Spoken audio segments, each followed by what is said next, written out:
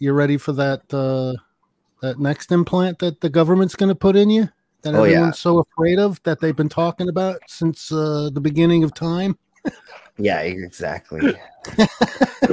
That Even it mentions before in the Bible. That doesn't mention in the Bible. Yeah, I think it was mentioned in the Bible. Yeah. Yeah, they claim it's mentioned in the Bible, but it's they're talking about tattooing. They're not talking about an implant, but that's okay. They don't understand how to read context. It's okay.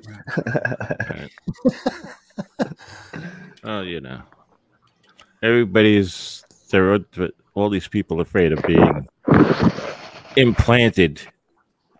You know, geez, the government saved a lot of money by just letting the telecoms do it, by passing out cell phones. Yes. Speaking of that, save billions of dollars, probably. Speaking of that devil, everybody who was at the riot at the Capitol are all anti-microchips, but all of them took video with their GPS locator on their cell phone and took video and posted before and after. Look what we did. Why are you scared of a microchip? You just did exactly what you're scared the government's going to do. You told them where you were, what you were doing, how you did it. You gave them all that information. Why do they even have to microchip you? Just like you were saying, we don't have to do that. You're already dumb enough to hold that phone in your hand constantly with a GPS signal on it. Well, to be fair, don't they claim it's like the Illuminati? Not the government. It's the Illuminati. One of the things they claim is that they can control your emotions and your thoughts with the microchip. I don't think so. Explain to me how that freaking works. You know, no, it doesn't. No, it's a pretty sophisticated instruction chip, which one instruction, two instructions, maybe three instructions. Probably wouldn't fit on a microchip. Right now, that's just science fiction right now. And like I was speaking about in a couple past times I've been on people's channels. So the microchip that I have implanted in my body is this. It's that dot. See how big that is? See how big that is to my finger? That only has inside of it memory capacity, no power source, because the power comes off the NFC reader that turns it on, and an antenna. That's all that it has. There's not a power source. There's not a way for it to turn itself on, turn itself off. There's no way for it to send data without an external source. So that's how big it is. And there's not even all the things that you people say are inside these microchips that they're supposed to be putting in our bodies. You need so many more components. You know why a computer tower is so big? It has to be that big. You know, there's reasons why things are certain sizes. Size does matter when you're talking about certain things. Well, Elon Musk has a remote control pig. Yeah, and you see how big? Do you see how big those components were on its head? It was like this. It was like a big component this big implanted in its, on its head. It wasn't a microchip. It wasn't this small little thing you couldn't see. You know what I'm saying? And wait a minute, how big was it? I think it was like this big. Ooh. So it wasn't small. That wouldn't fit. No, inside of a needle. And then they had to be how close to it to make it kind of show that its snout was touching stuff. You know what I'm saying? Like it wasn't actually doing anything. They couldn't control his emotions. They couldn't control him with it. All they could do is tell when his snout was hitting something. That's nothing. You know what I'm saying? Like, so if anybody listening or anybody here doesn't know, I have an LED implanted in my hand, and when I wave an NFC reader over it, the LED blinks, and that is a field tester for an NFC reader to make sure it's working. Okay, so that's what one of my chips does. Another one is a microchip that has 700 bits in it, and it holds my website. So you take your phone and you swipe it over it, and it goes to my website. My other one that I have in my arm right here has a red LED, so it blinks whenever an NFC reader is close to it, and then it goes to my Facebook. So I just have my I just have my business cards in my arm. That's pretty much what my microchips do right now.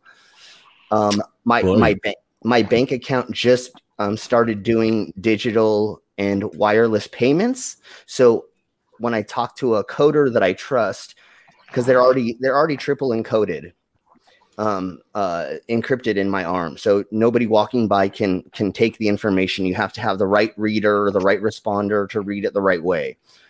Anyways, I should be able to put my bank card information on my arm so I can swipe to pay for things. So not touch anything ever again. And nobody can steal it because it's triple encoded, triple encrypted. So, yeah. Yeah, but you don't taste as good as a remote control pig. No, you're right. I would not want to eat me. I am skin and bones.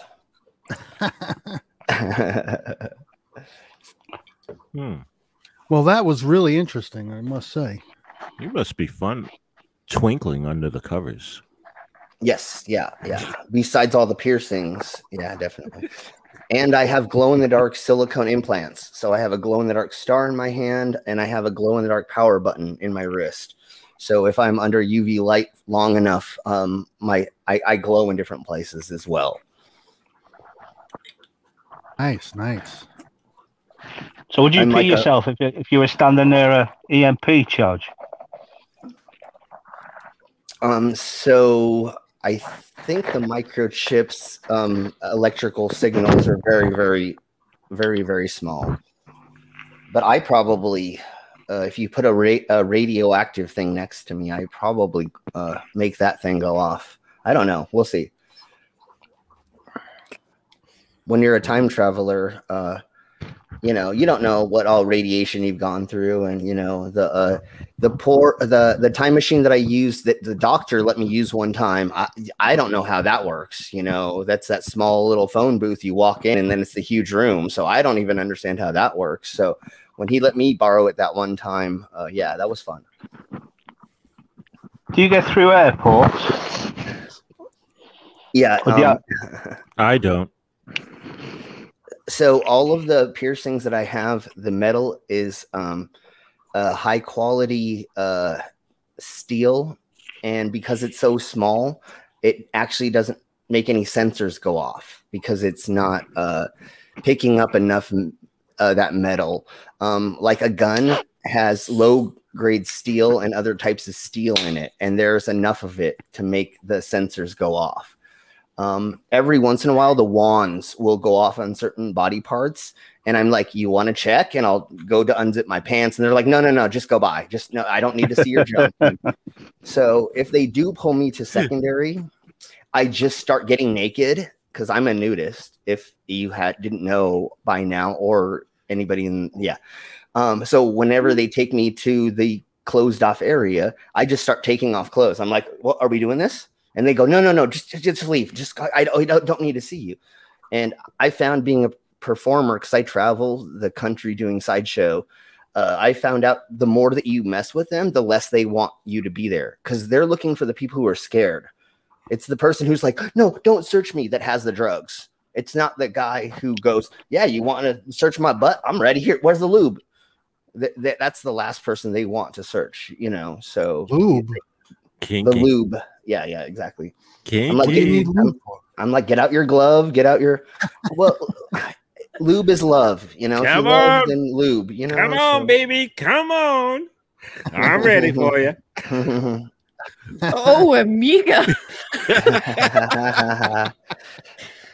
I think it was the last 2 times I was in the airport. They pulled me to secondary and pulled me behind the curtain. Spinning. and I said that, and they just walked me by. Oh, No sound. R2D2. I didn't share the sound. Chips. Oh, dang it. Okay, who's got something to say about this droid? I tell you, R2, we're all doomed. I'm going to set the wheel up again. Okay. We'll What's your favorite quote from R2D2? Beep, boop, beep, boop, boop, boop, boop, boop. That's my favorite. No, I like when he's freaking out, when he's like in stress mode and he's like a bunch of high pitch. Yeah. Yeah, like that. That's my favorite. And his thumbs up. And you know what's? He's really kinky because he's got a bunch of hidden toys and things that you don't know. Yeah. I mean, he's just like, he can pick locks and he can like diffuse things, and he can even shock you. He's got a taser. I mean, he can even shock you if you want. I mean, I'm sure that he's got a lubing device and all kinds of stuff. Oh, what's this? What's this? What's what? Someone else has entered the house? Yeah. He's got a dildo. Jeff. Ahoy. Godless. Ahoy. Oi. Well, welcome to the show. Why do I always attract all the guys? I'm always the only girl. Because you're sexy and you know it. Well, we can try to fix that. I mean... Fix what? Hey, I'll be back in a moment. We can get more female. We can try to get more females in here.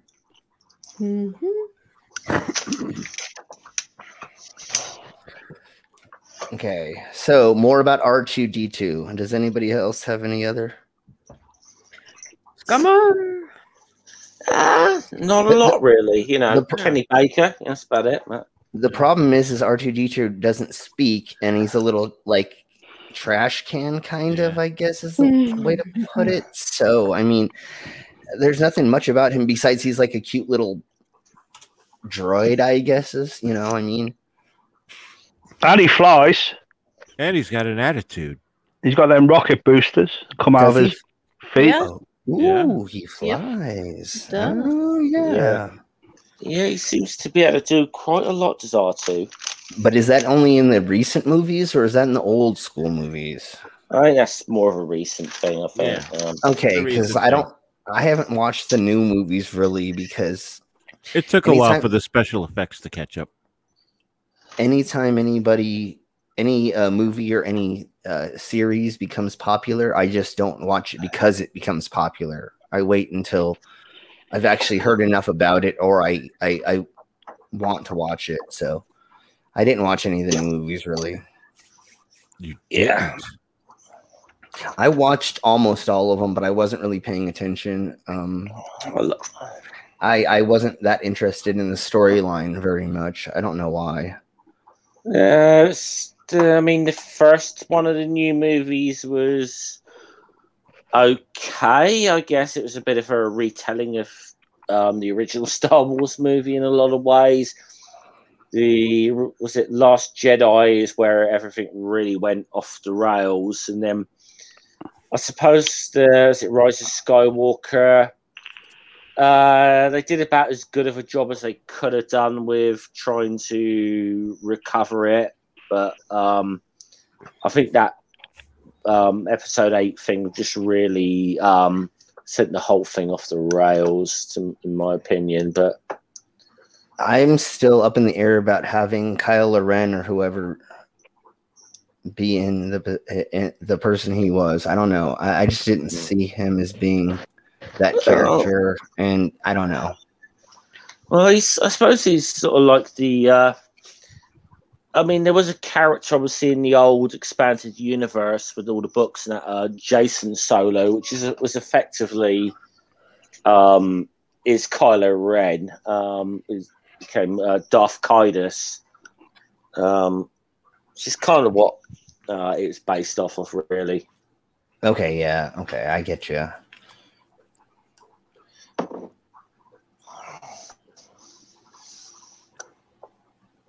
But they've done. There is some stuff. There is some of the new canonical stuff that I quite like, but I don't. There's certain things I wish they'd left alone. Yeah. What, like Baby Yoda? I don't mind that. No, the Mandalorian is really good. Yeah. But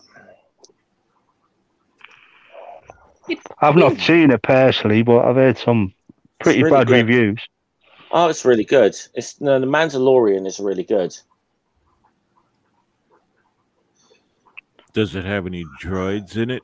Oh yeah. Yeah. And he hates droids. What about the woman Deloria? There's a Mandaloria. What about the woman Deloria? Well, this could be the possible. I think there could be an issue with the title, The Mandalorian, because every season of it so far, Anita Sarkeesian has found a reason to bitch about. So maybe the fact that, like the first series, she said she watched the first episode. Says this is disgusting. There's not a female character in this. And then she got pointed out on why she was wrong. Actually, there was a female character in it who was treated with great reverence, and then,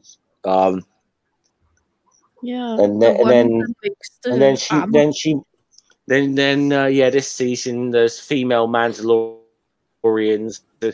Oh, that's disgusting. They got armor for their boobs, which is kind of like. Actually, think about that from a practical point of view. If you're a woman, do you really want flat-chested armor that pushes that in? No, you don't. No. Well, you have to wear armor that fits your body tight. Yes, so exactly. You would have to have boob cup armor. I mean, and why would that's hot? Why would you not want that? I mean, come on. I would even wear boob-shaped armor. Why not? The fact that it's hot is probably Anita Sarkeesian's problem with it. Because of course it is. Don't mention that name. Don't mention that name. Yeah. Don't mention that name. Yeah. Well, if you think about armor and the way it's designed, it's usually a lot larger because you need to wear stuff underneath it to add padding to it. So yes. So the boobs would have to be extra large in order to compensate for all that padding. So I think what we see in the movies and what we see in real life doesn't really reflect that type of armor. If it actually exists, I don't think it does, but yeah. It's just another thing for people who are scared of sexuality to say something or blame something. It's like, just be one with your body. Just because your little made up book that was written 1 million years ago says that you should be ashamed of it doesn't mean you should. The thing is, I've seen a lot of like characterizations that she was complaining about. They were not overly sexualized. No. Now, if you've done a female Mandalorian with, say, just a Mandalorian helmet and otherwise in like PVC catsuit or something like that, she might have a case. But okay, let's put it the easy way. Let's put it the easy way. Who hasn't seen Heavy Metal, the cartoon, the animated thing? That would have been sexualizing it. Yeah. They're pretty much in like BDSM clothing, pretty much the whole thing. That would have been sexualizing. The way they did it was very the proper or the way it should have been done, because you're not going to pretend that they're not going to have shielding over their breasts because they're breasts. That's silly in itself. Oh. Should we all say hi to the newest incoming? Oh, who is it? You mean me? Yeah. Hello. Hi. Now, Linda, we've got all the men covered. Oh yeah. Oh, I reckon. We've got you surrounded now. I recognize that lovely. Oh, yeah, I recognize that lovely Texas accent anywhere. Texas? Oh my dear! Oh, this is not a Texas accent. You sure? I'm positive. Thank you. I was born in Tennessee and raised in North Carolina, and spent way too much time in California. I was gonna say but which ends up sounding a lot like Texas. I admit that much. Once you said where you're from, then I definitely could hear the accent from there, But yeah. Well, it's getting blend harder it, and harder in America to figure out where people are from. blend it with lots of international influence when I was in my 20s and 30s, and now, and you get Right, what you get. okay. I want to show you this. See the one on the left? Well, the two on the left. This is what Anita Sarkeesian was bitching about. Does that look any of that look over sexualized to any of you? Honest opinions? I It can't just looks even. uncomfortable to me. I can't even honestly tell you which one's the female. Mm. I mean, they're all three of them are almost the same, except for obviously the one on the right's like way flatter. But honestly, they look the same. Yeah. I mean, you can obviously tell that like her thighs and her legs are more shapely like a woman's, I would guess. But if you honestly said these are three soldiers, I wouldn't immediately go, "Oh, that's a woman." Yeah. No. First thing is, they're wearing armor. Don't mess with them. Yeah. I wouldn't try to sexualize any of them. I would just be like three soldiers. If you had to, if you asked me which one was the male and the female, I could guess the one in the middle could be either. The one in the middle is female. I'll say that. I would guess it was a man because men have pecs. Yeah. So now, to me, it's a female. the one on the left, is fairly obviously a woman, but it's two women and a male.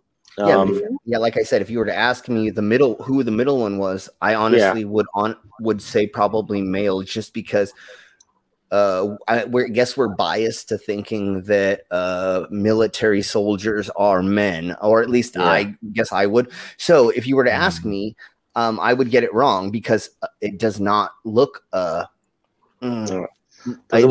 one in the middle is played by Katie Sackhoff from Battlestar Galactica fame. Oh, yep.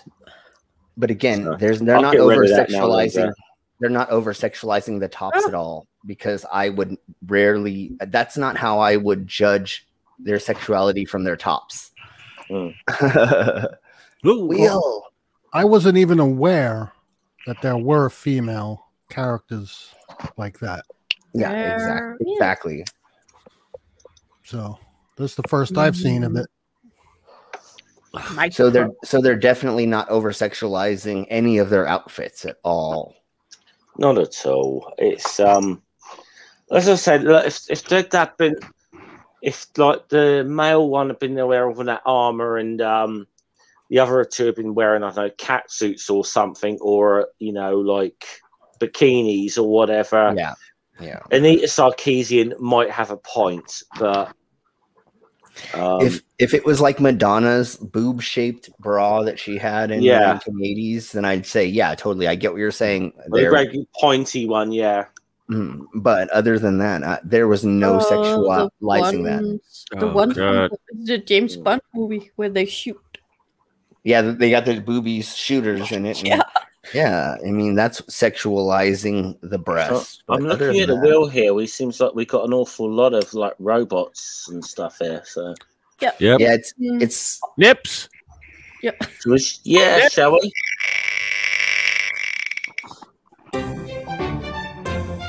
Processor. The word is processor. Okay. What is processor? Something I didn't have today. Processor? I apparently couldn't take. You didn't have your processor today? No, I didn't. It wasn't turned on, I think. Oh, okay. I was hoping I was just hoping it was going to land on the T1000, but anyway, let's talk processors. But only in regards to robots, right? Well, in any regards, you can talk about it in any way you like. And by the way, hi Sandy, welcome to the show. Hey GeoSam, how are you today? Hi Sandy. See, I thought I would share the snow with you, Geo. Thanks. Nice. I gotta say, see if I can get Slim cold. I live in Colorado. It's snowy outside, so as long as he doesn't stand up. Yeah, I just don't stand up because I'm naked. Keep it down. Yeah, don't stand up. I don't need to see that. I've seen enough of that over my lifetime. Thanks. Make people pay for it. Make people pay for it. You're not curious yeah. what microchips he might have down there. I have zero curiosity about Slim's microchips. Hey, Sandy, certain things on him light up.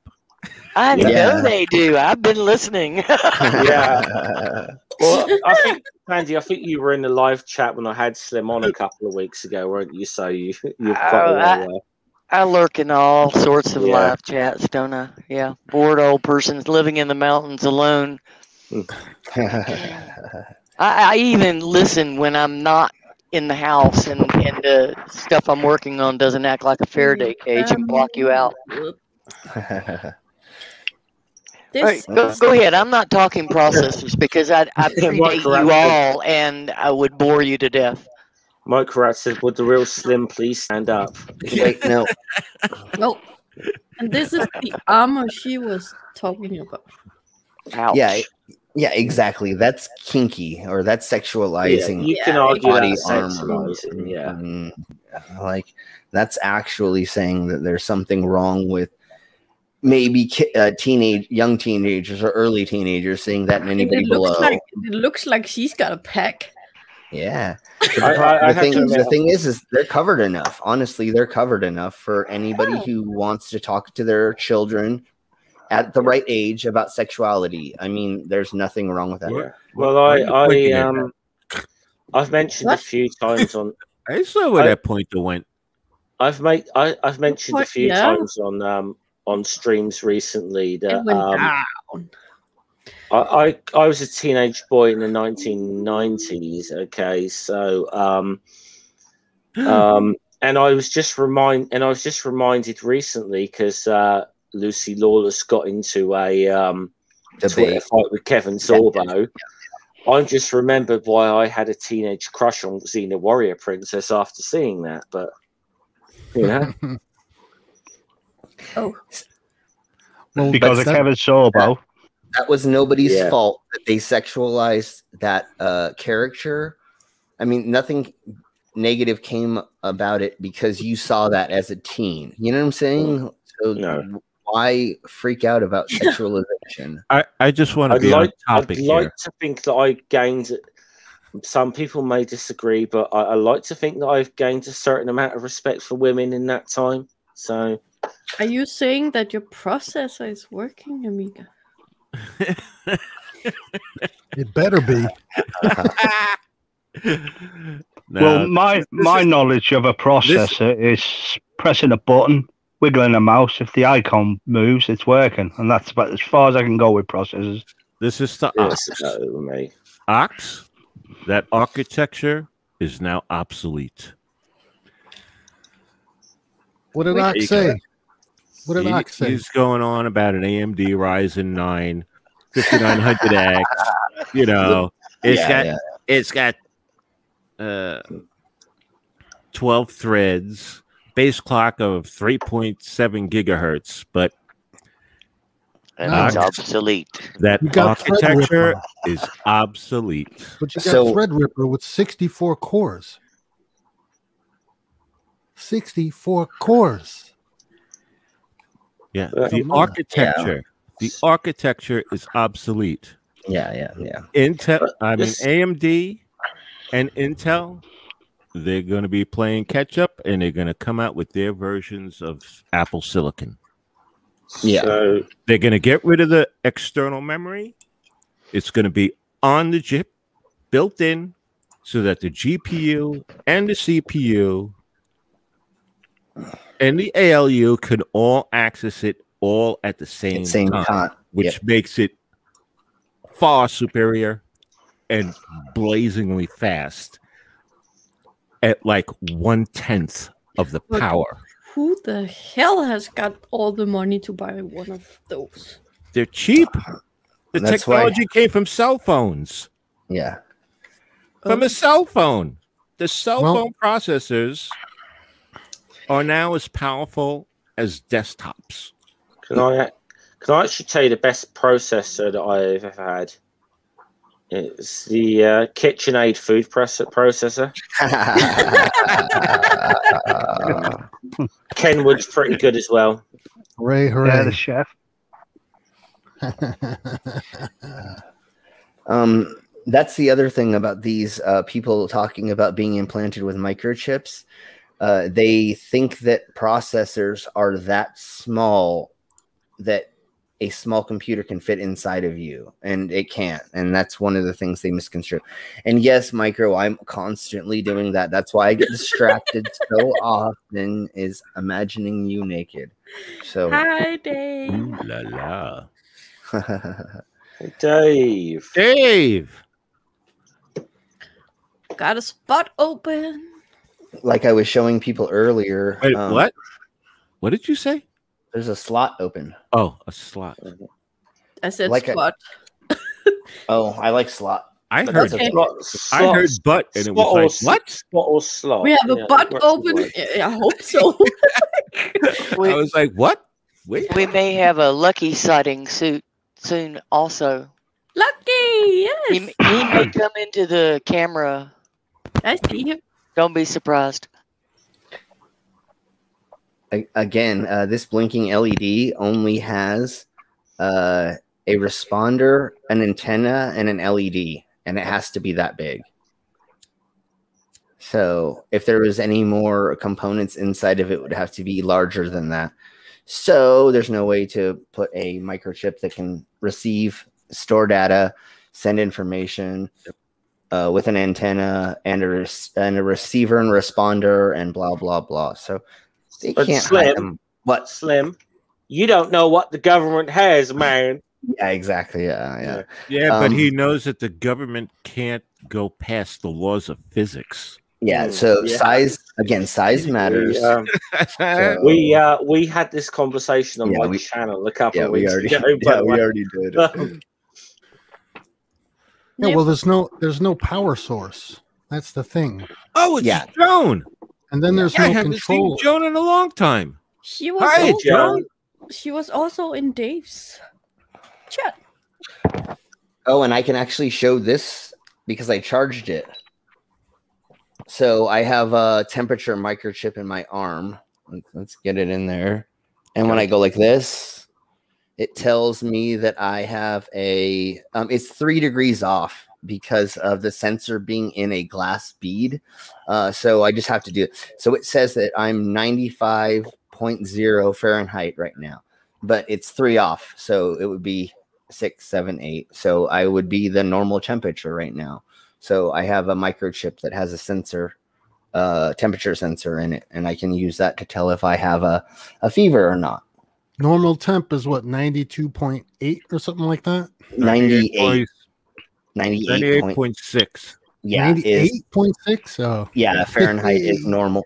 And again, this is 3 degrees off because it's inside of a glass bead. So I'm at 95.0. So add 3, and then I'm pretty much normal temperature.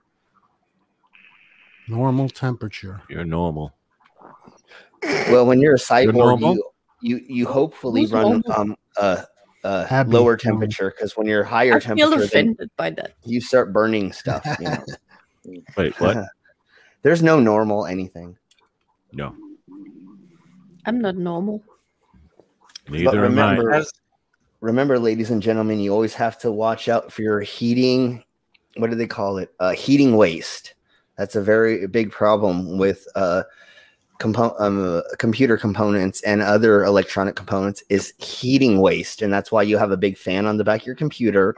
And another reason why your microchip couldn't work in certain cases, because it would need a fan. It would need a way to cool itself down because it's inside of a body that's almost 100 degrees. So except for Apple Silicon, doesn't need a fan. Okay, well, we are finding new substances to make things out of to keep them cooler, but we haven't come to where we can make something that small to fit in the body that's a full computer. And that's what these people think the vaccine has, is a full computer. Yeah, it doesn't. No. Yeah, and they think that it's gonna take in data, it's gonna hold it, and once it gets close enough to your phone, it's going to send all that data, and then it's going to send that to another thing without an app that you downloaded, and it's so ridiculous. Okay, spin the wheel. Spin the wheel. I think we should. Nips. Hang on a minute. Spin. Nips.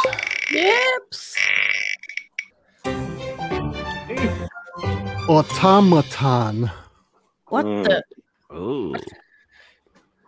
You know what an word before, but those Does go everything- back centuries. Yeah. When they began making cars automatons actually started in the 16th century when they had some people making basic robots that like wrote on a piece of paper. It could go all the way back to Hadron's time in ancient Greece, I think it was. Okay, yeah, okay. These got some things that could be considered as automatons. Yeah. A lot of times they made them religious things, and you put a coin in them, and then it made them move in some way, shape, or form. It usually was in a temple, so that, that's technically a robot. That's the first robot. Yeah, that was my question, Philip. Well, I know... I know that, like, you said, but the coins and things, like, technically the Romans invented slot machines. Yes. And the first slot machine was this kind of thing that you put a coin in that dispensed a little bit of water with the mechanism in there. The coin dropped onto it that sort of opened the valve or whatever. So it's one of the first known slot machines. Yeah. Exactly. And it was in a temple, and it was for a religious reason. It was so that you could get your little holy water sample or whatever, and then you doused your... I don't think they drank it. I think they doused themselves with it because I think it was a holy water. It was a religious purpose. I just can't quite remember what it was used, what the purpose of it was. Yeah, and then they did a handful of other ones throughout the region because they told the other temples kind of how to make this kind of simple machine, and then the other temples started trying to use them to fake people to get people to believe that their god was there. Like when they did the offering, the god was there to give them whatever. Thank you, then the Google. Is that the same guy who invented the singing bird? Yeah. And then the flute player. I thought that was the Trashman. The Trashman? What? Yeah. What? Bird. Bird is the word.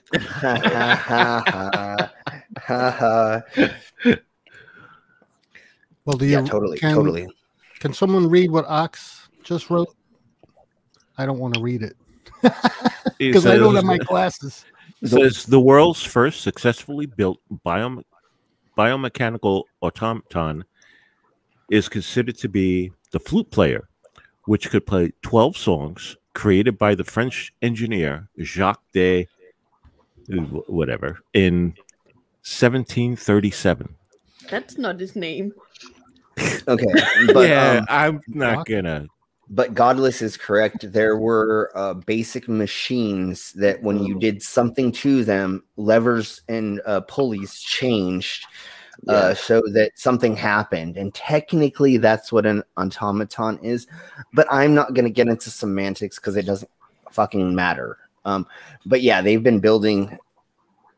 Hey, Ox, have you looked into the automatons that were built by the Chinese?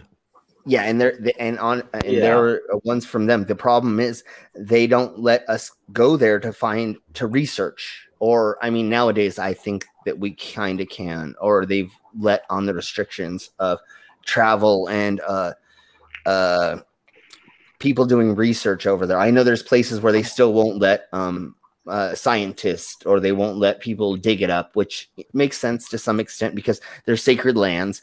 But if you're trying to like learn history, and we want to like say how that country figured out science before us, just let us figure it out, you know.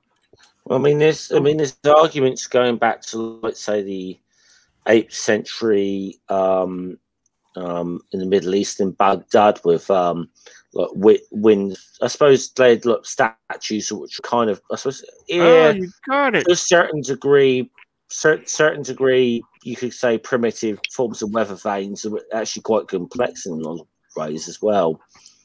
That were, so there was an element of wind power to them. It's quite interesting when you look into stuff, Everybody's got to watch that video. Oh, that's one of. Well, I don't know exactly which one it is, but I follow Boston Dynamics. Yeah, it's the "Do You Love Me" video. Oh yeah. That's the dance? That's the dancing robots, right? Yeah, totally. They're awesome. Yes. Yeah, yes. And so if you those look are at my future dance instructors. Exactly. Yeah. What's really wonderful about that technology, since we've already are talking about kind of the future or what's coming up, is we are coming up with a lot of medical health robots. So instead of having a in-home nurse, now we can have these robots that watch over your parents or your grandparents, or say you get injured. Now you can rent these robots to help you get over a broken leg, or instead of having family members take time off work to help you recover, you can buy these robots or rent these robots, and they will help tell you when you need medicine. If you fall down, they can call somebody. They can help remind you, or they can help you with dishes. There's all kinds of things. Hopefully soon I'll come out with a video that I am showing a bunch of these new robots that are for in the medical field to help us through like the pandemic. They're also good for, and this is one area where I would really like to see them deployed, and that's in disasters. Yeah, for sure. All right. Disaster areas, because, when there's an earthquake, imagine sending in truckloads of robots. All right. That had sensors to find people. Yes. Yeah, that had sensors that were able to look through rubble and find heat sources and be able to say, hey, we need to go here first, here, and here, and then find them, especially in avalanches. Avalanches is one major thing that would be great for that as well, where they could just walk over the area and scan it, and then 10 feet under go, dig here, and then get the person out as soon as possible. Or stick down an air tube, get over it and go air tube it. And even if they puncture the person on accident, well, you still might survive. So, or areas where humans really cannot go, like nuclear disaster sites. Yeah, and that's another thing that I've seen robotic companies pushing, is if there's a nuclear disaster or there's a bomb that goes off, how to be able to go in there to solve the problem of whatever you need to, cleaning it up, seeing what's happening. There's all kinds of things that they're positive for that we can't do. Or we used to have animals do in the past, look for bombs. Now we have bomb robots instead of sending a pig through or sending a dog in there and having them accidentally get blown up. So, yeah. Yep. Has anyone ever seen an automaton in person? Only in museums, man. I was going to say, I've been to a couple museums, Germany, Holland, and then there's one or two in the Americas that you can go to kind of see that old world stuff. But I've seen a couple of them that are still in museums. Oh. I was going to say Disney World. Yeah, well, there you go. All of them, isn't it? Disney. The Hall of Presidents there? Yeah. I've never been. So Disneyland, Disney World, any of the theme parks, honestly, every theme park should have an automaton in it, honestly. So if you've been to a theme park. Catch up, StreamYard. So Ricardo. That's a very good question. They are. They're on there. What's the question? They cost $2,000. But any idea when the sex robots would be on Amazon? And they're $2,000. Just look it up. Is your mind in the gutter again? Yes, totally. I'm waiting until they go down in price. I'm waiting until they can caress my hair for me to sleep afterward. You got a link for that? Ricardo wants a link. Yeah. Honey, you just have to Google it. Just go Amazon sex robots and Google it, and you'll find it. Yes. Yeah, man. You got to take control. You got to take control of the links and find your own links. Because Sandy, why are you so quiet? And you know why? Because all I want is a robot that will clean my house, so I don't have to. They have them. They have them. It's called a Roomba? No. There is robots that they have now that actually pick up clothing and they'll put it inside themselves, take it to the laundry. Please buy me one, because I need one. Okay, honey, I don't have $1,000. Exactly, honey, I don't have $1,000 to throw at you, but they have the robots. I don't think $1,000 will cut it, Slim. I live on 3 stories on the side of a mountain. Oh, well, you may need a different robot that can climb stairs or go up different. Come on, let's call it what it really needs to be. I need a human slave who do my bidding for me. Okay, so if everybody out there hears, she's looking for a human slave. She will feed you good food. But you must consent. That was a joke. Well, obviously, we were talking about consensual being a pet. Because I used to. Because that's not a joke. That's not a joke. I used to be a pet where that was my job. I lived with a couple. Yeah, but. I know we're joking. I know we're joking. Honey. I know we're joking. So let's spin the wheel. Sorry, I'm back. Can I just say one thing? Yes. Okay. Can I just say one thing? Never mind. Go ahead, Jeff. No, go. I was going to say, yes, mistress. Yeah, exactly. Yeah. Okay. That's the Jetsons, isn't it, Rosie? Which ones of us don't know who Rosie is? Raise your hand. Yeah, raise your hand. Or raise something else. Or say a sound or... Yeah, I think we're all old enough to know who Rosie is. So I don't know. I'm old enough to know that Rosie also brings up Rosie the Riveter. So, yeah, okay, which has nothing to do with robots. So, right, nor the Jetsons. Okay. Yeah. Rosie only has one wheel, so it's great balance in there. He gets around. Oh, sorry, Okay, I have to get another beer. Give me 5 seconds. So we're two robot maids here, really, aren't we? 3. Robot, yes. Jetsons. 4. I used to really love the Jetsons. 5. 5 seconds up. 5 seconds. Slim, where are you? Didn't come back. I think he was being... what's that word? I think this. Hold up. Take it out of his NASA shield This is a question for you, Sandy. What for me? Not that. Sandy. Oh, for Sandy. Yeah, that one.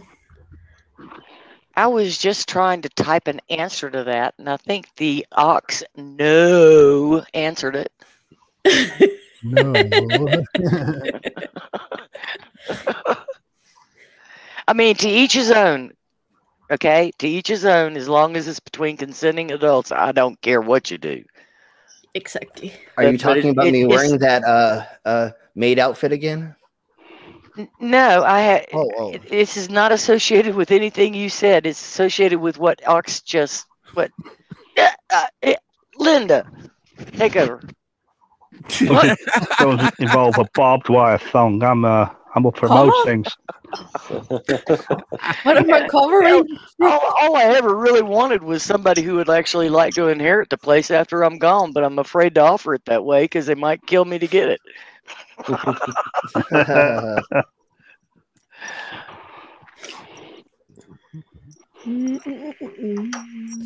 I got that song going through my head now. Well, and Ox, I'm sorry for your loss, really.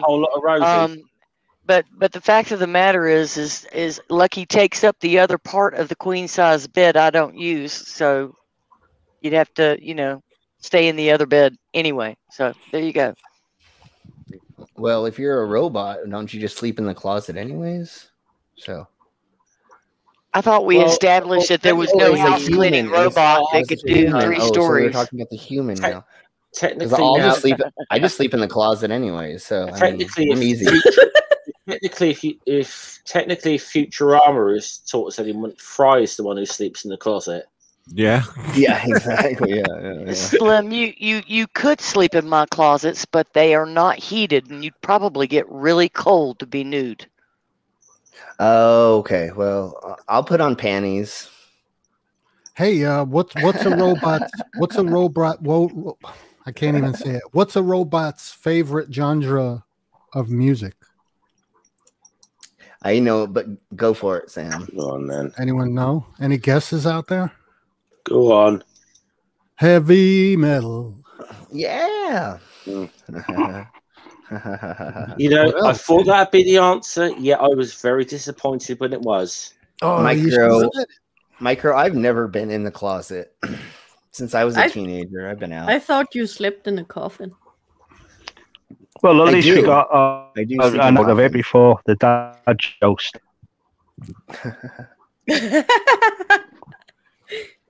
You're waiting this whole time. Okay, I sleep wherever you put me. Let's put it that way. You just tell me where to go, and I'll sleep there. Go sleep. Do you know how robots eat guacamole?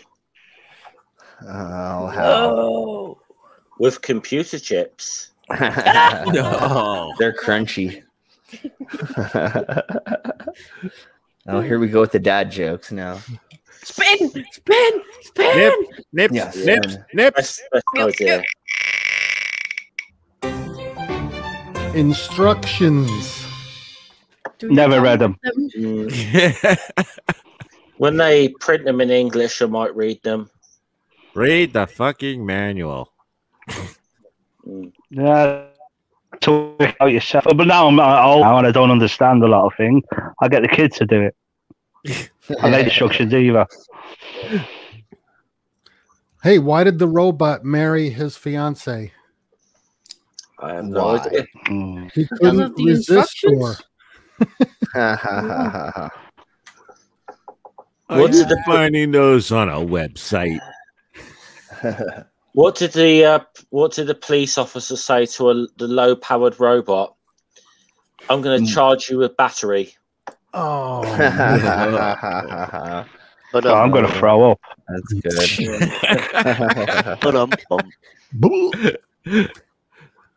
Why did the robot get sick? Funny, I nearly laughed. Why did the robot get sick? Why? I don't know. Because he listened to the stupid stream. I'm beginning to get sick. Just kidding. Pretty much nothing has instructions anymore. It's pretty much plug and play. So I mean, Yeah, that's right, Ox. it's pretty. I can tell who hasn't put a canopy together recently. Oh, okay. Yeah, that's true. That's true. That's true. The trick. Well, no, the trick with instructions is being able to see when they're incorrect. Yeah. That can be difficult. If they skip a step or. Why did the robot go to the shoe shop to get rebooted? Oh. Whoops. Yeah. The only instructions I've ever. Yeah, Slim. Slim. How many different instruction manuals do you come with? Three different ones. Only 3. Yeah, only 3. I'm updated, so now it's only 3. I don't know. We haven't checked. No, we haven't checked. Well, the only instructions I read is anything from IKEA. You must read them instructions, otherwise you're never going to get them things together. Microraptor, the only way to tell that is I stand up, and we can't do that on stream. So, so that's what the plug is for, huh? Yeah, exactly. Yeah, that's how that works. Apparently, the stream is still up. Yeah. I bought a new drive the other day for my computer, an M.2 drive, and it came with a book that was about 1 inch thick. Dang. What? The book weighed more than the whole package. Dang. And you only had to read the first 10 pages, right? Yeah, it was only. Yeah, it was because you had then 10 different languages following it. It was instructions in 20 different languages. 20. Yeah. 20 different languages, and it was 2 pages per instruction. The last instructions I had to read were these, and it's 1 page of instructions on how to download the instructions in 20 languages. All the instructions say is how to download the instructions in every language. I think when I had my first computer, which was an Atari 800, my first computer was an Atari 800, and basic instructions for basic were like a brick. That book. Yeah. Well, I remember there was this book called Windows XP for Dummies. You ever see it? It's like a book. I have read it.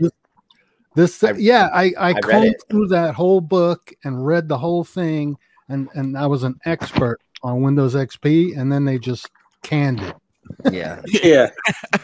You finally got the grips of it, and they got rid of it. They did Windows Server 13 or some weird crap like that because I had to do that for my father's company. I read the instruction book that was, so huge. And then a year later, they came out with Windows 2000. So I was like, oh man, I just spent like a year of my life like learning this whole. I will be right back. Crazy outdated server, because what it was is that was the first time they were using servers for Windows or something. I don't know, maybe I'm wrong. Obviously, if the internet was before that, they obviously were using servers, but it was for small companies using servers or something. And like I said, I spent a year of my life learning the ins and outs of it, and they came out with Windows 2000, and it fixed all the problems. All of it was plug and play after that. So then all I had to do was just unplug and plug in again. And I'm like, oh, I spent so much time. Yeah. Spin. It's Nip. Yeah, Nip. That's right. Yeah. Wally. Wally. It's a great film. I loved it with the kids, but I had a few issues with it. Why did they only send up fat Americans? What's wrong with the rest of the world? I know we all left the world up according to the film. And how are they going to replant everything? They don't like the color green. Wally. Or eating anything green. Anyway. No. When the Americans left, all right, they weren't that fat. It was generations of them. They got fat. Fair enough. Am I thinking that Wally is a baby version of Johnny? Am I the only person who thinks that Wally is a baby version of Johnny Five? Yes, that's pretty much what it was. No. Wally. Eva. When Wally grows up, he's going to be Johnny Five. No.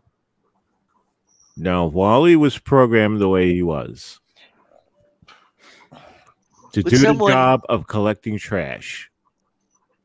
Would someone give me a clue who the hell Wally is? You've never seen Wally? I was going to ask who doesn't know who Wally is. A 62-year-old recluse that lives in the woods. That's who. Yeah, with an internet connection.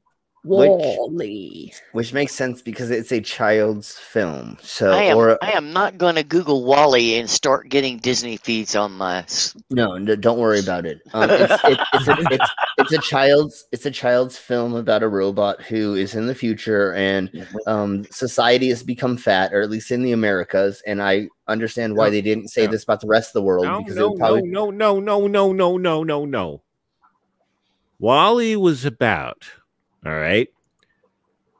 What was it called? There was a corporation. All right. And the corporation put out so much stuff that there was so much trash in the world. All right, that it covered everything.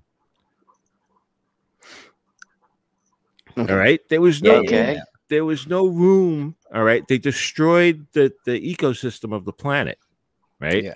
Yeah. So So everybody had to leave the planet for generations, and they left robots behind to clean up the trash. That was Wally's job. He was a trash compactor. Yep. But he'd make these mountains of cubes. He'd make these mountains of trash cubes. Where he had one where he had a little shrub on it, really, that he'd water. Oh yeah, that's right. That was the thing, that life was coming back on the planet. Yeah. And then he met Eva.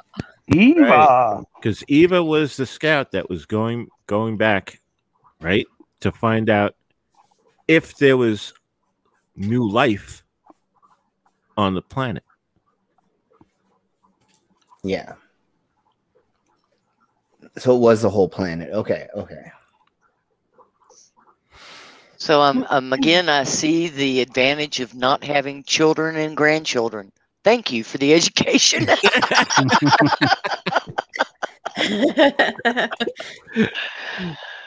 Just listen to the dead. Yes.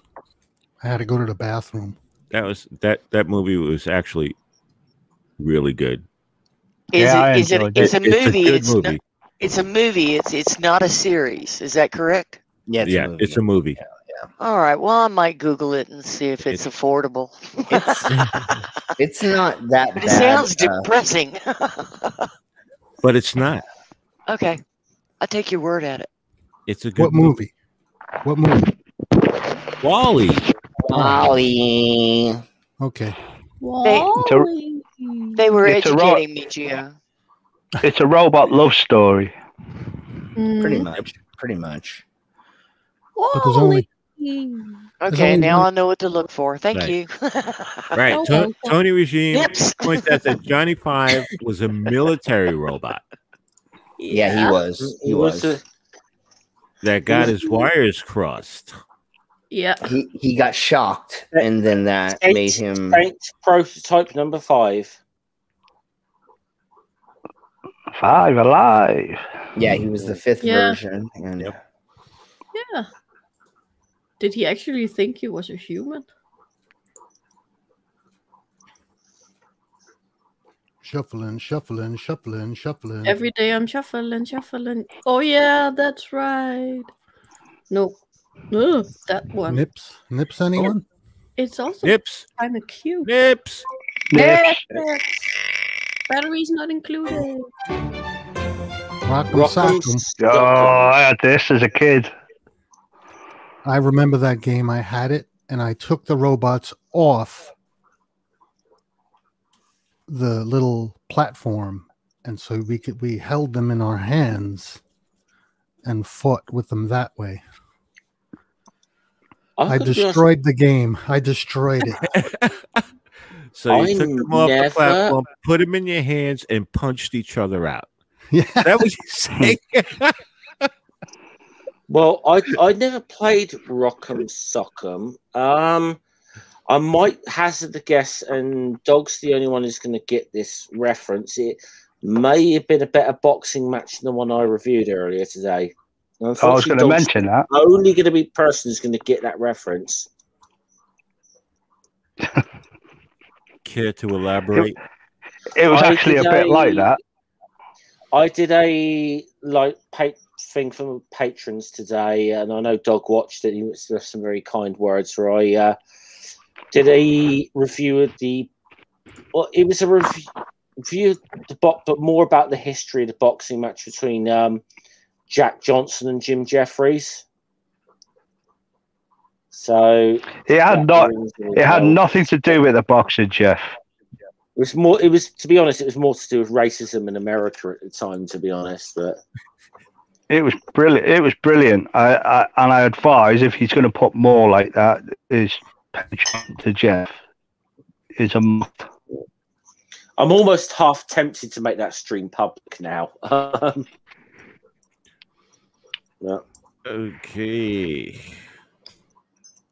All I can tell you about Rock'em Sock'em robots was that my father thought they were a piece of junk, and I would never, ever lay eyes on one in person.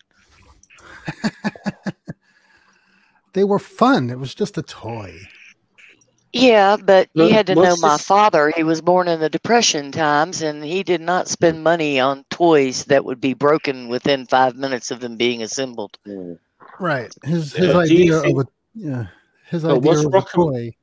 But was Rock'em Sock'em the genesis of Robot Wars or not? Well, actually, my father solved all the toy issues when we moved to the beach in '67. Because then it was, I just bought you a sandbox bigger than any other kid has in the world. Go play in it. No. He was a very smart, frugal man. No, I have never heard of Rock'em Sock'em either, Pip. It's a game. It's a toy that was popular in the early 70s. Oh, that might be it. It's a small. I'm not old enough to know him. No. It's a small plastic version of that film with Hugh Jackman.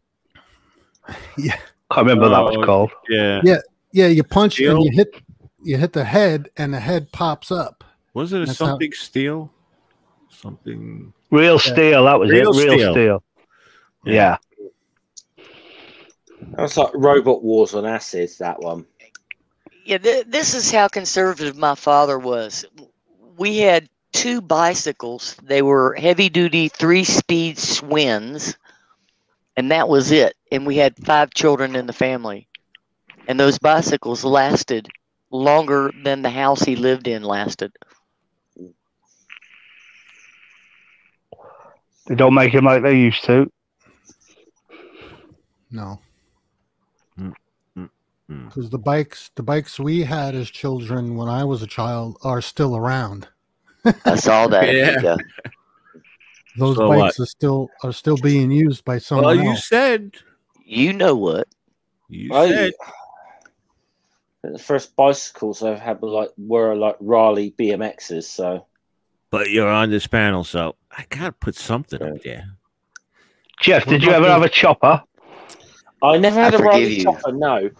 I'll tell you what. I forget the name of the company, but there was a company that were making like chopper style push bikes for kids, and I mean proper long wheelbase. The only thing you actually needed to add to them was a motor, and they would have looked like something out of American Chopper. I forget the name of the company that were making them though. I think you could still buy them. Yeah, there was literally like custom children's bicycles that long wheel, but some of them were like, oh, I wish I had one of those when I was a kid. I was too small for a chopper. I had a Tomahawk. I don't know what that is. It's a baby version of a chopper without gears. Yeah. Oh. Yeah, we are talking British makes of bicycles here. Yes. There's pretty much a company called Raleigh that kind of had a monopoly on bicycles, more or less, for a long time. Raleigh. Oh, Raleigh. Yeah, it's in like the way Sir Walter Raleigh's. I get it. Okay. Yeah. Yeah, the big bike name here in America is Schwinn. Schwinn. That's the biggest, one of the biggest bike names. Yeah, that's what I tried to say, but I probably have a lisp when I try to say it. Schwinn. Raleigh. I think Pashley would have been the other sort of name, but so Schwing bicycles, but or Shimano. Shimano is another name for bike components. Well, the one with bicycles now is probably I suppose Boardman now, which is like for sort of race bike type of things, but obviously that's a brand that was started by a like Olympic gold medalist cyclist that we had a number of years ago. So, I forgot to. These are the people that bring you this show. Shit, tons of useless information that we can drop. Yep. Morten Nielsen. Should we have a spin? Should we have a spin then, or a Spin. nip? Julie Lavelle. Nips. Mark Caesar. GeoSam. Gizmo. Critical Cripple. And Gizmo. oh, I don't think you're robots when I hear this word, though. I think McWay. I think, yeah. yeah, I think Me too. I'll feed them after midnight. Yeah. Don't get them wet. No Yeah, bright lights. Yeah, Do not Sam. feed 'em after midnight. Which robot is this? It's just a word that I The word. figured I'd put in there because it's like a gizmo, whatever. I mean, I don't know. A doodah. Knowing that A gizmo, everybody is it? would go for the other reference. So a Yeah, gizmo may be like what was in the movie can where opener. the kids go into the underground pirate cave and the Whoops. Goonies. Goonies. It's like what's his name had all the gizmos. The little boy that had all the gizmos. He had the slick shoes. He had the extender. All the weird gadget type things. Yeah. So gadgets. So gizmos, gadgets. Right. That's what we're talking about. Yeah. Sort of, yeah. But Okay. you can run with it. Well, run with it in either direction. It doesn't matter really. But Okay. the topic, I mean, the subject, not the topic. The subject is robot, so Okay. that's what So- we're going. So what gizmo would everyone on the panel want to have? And Mm. any gizmo? I'd like that. I think it's called A flesh torch. Motor Bunny. It's a Sibian. It's an advanced Sibian. What? Okay. Probably like a cigarette lighter installed on my thumb kind of thing. So I just click my fingers and Perfect. I like that a lot. Yeah. A finger torch. yeah. There you go. But on the thumb, so I've got my thumbs up when I'm lighting my cigarette kind of thing. Kind of like R2D2. I think Yeah, you like- just gave Slim an idea that could turn dangerous. Yeah, exactly. I'm gonna work Yeah, on I'm thinking. Yeah, I don't want to be giving Slim any bad ideas here. Well, It's a good gadget, except for if there's a gas leak. yeah. Stan Laurel's already beaten you to the thumb lighter. Yeah. Well, there's a. Well, I thought the British gas adverts of the 80s and 90s beat me to that as well. But Well, there is a gentleman who lost the end of his finger. I don't remember which one, and he had a USB drive installed on the end of his fake finger, and then he puts a fingertip on the end of it. So he has all his fingers, but he has a flash drive under there. Interesting. Ooh. A Is it fun a body functional- mod. It's a can I ask functional. you? Because I never asked you this question when I had you on, Slim, and I regret not asking it, so I'll ask it now. If there's like a dream gadget you could have put into you, what would it be? Put into myself. Is that a vibrator Yeah, right here? like what would be your what would be your dream Who's gadget? vibrating? Slim? Yeah. That may have just answered the question. I don't know, but Yeah. Well, they do have vibrating silicone beads you can put inside yourself that you can press to turn on and off. So, I mean, they already have those, but I wouldn't. I'm not modifying my genitalia until I can't use it anymore, and then I need help with it. But besides that, I would probably install LED lights in myself that I could actually use as night lights or as actual lights. So that if the power went out or I'm in the middle of the forest or something, I could just turn myself on and have the lights show me where to go, or I could have it in the side of my hand or something. And instead of phrasing, I know phrasing. Yeah. Whenever they could invent something like that for your eyes, where you could just turn your eyes on to be really bright lights, it'd be awesome. Yeah. And or a recording device inside my eyes or in my field of vision as well would be kind of fun. As a performer and a stage artist, it would be nice to be able to record what you did the night before and then watch it the next day or the next couple days, or use it for promo. You know, if you did something really well, now I can have this or just stream it. You know, if I could stream what I see, would be freaking awesome, and I don't have to set up anything or do anything. Just to see some of the audience reactions, I suppose, would be awesome, wouldn't it? But... yeah, and the first person for you to see me swallow a sword, you know, would be great for you. You know, I'd have to say brain Google. Kind of like a POV. Yeah, exactly like POV. Who doesn't want to watch me have sex? I mean, never mind. We'll talk about that later. I think that'd be like, for me, yeah, it'd be like what Dog said, like just not have to bother with the computer. Just like I want to Google something in the brain, and then you can find whatever you're looking for. What would be my ideal sort of.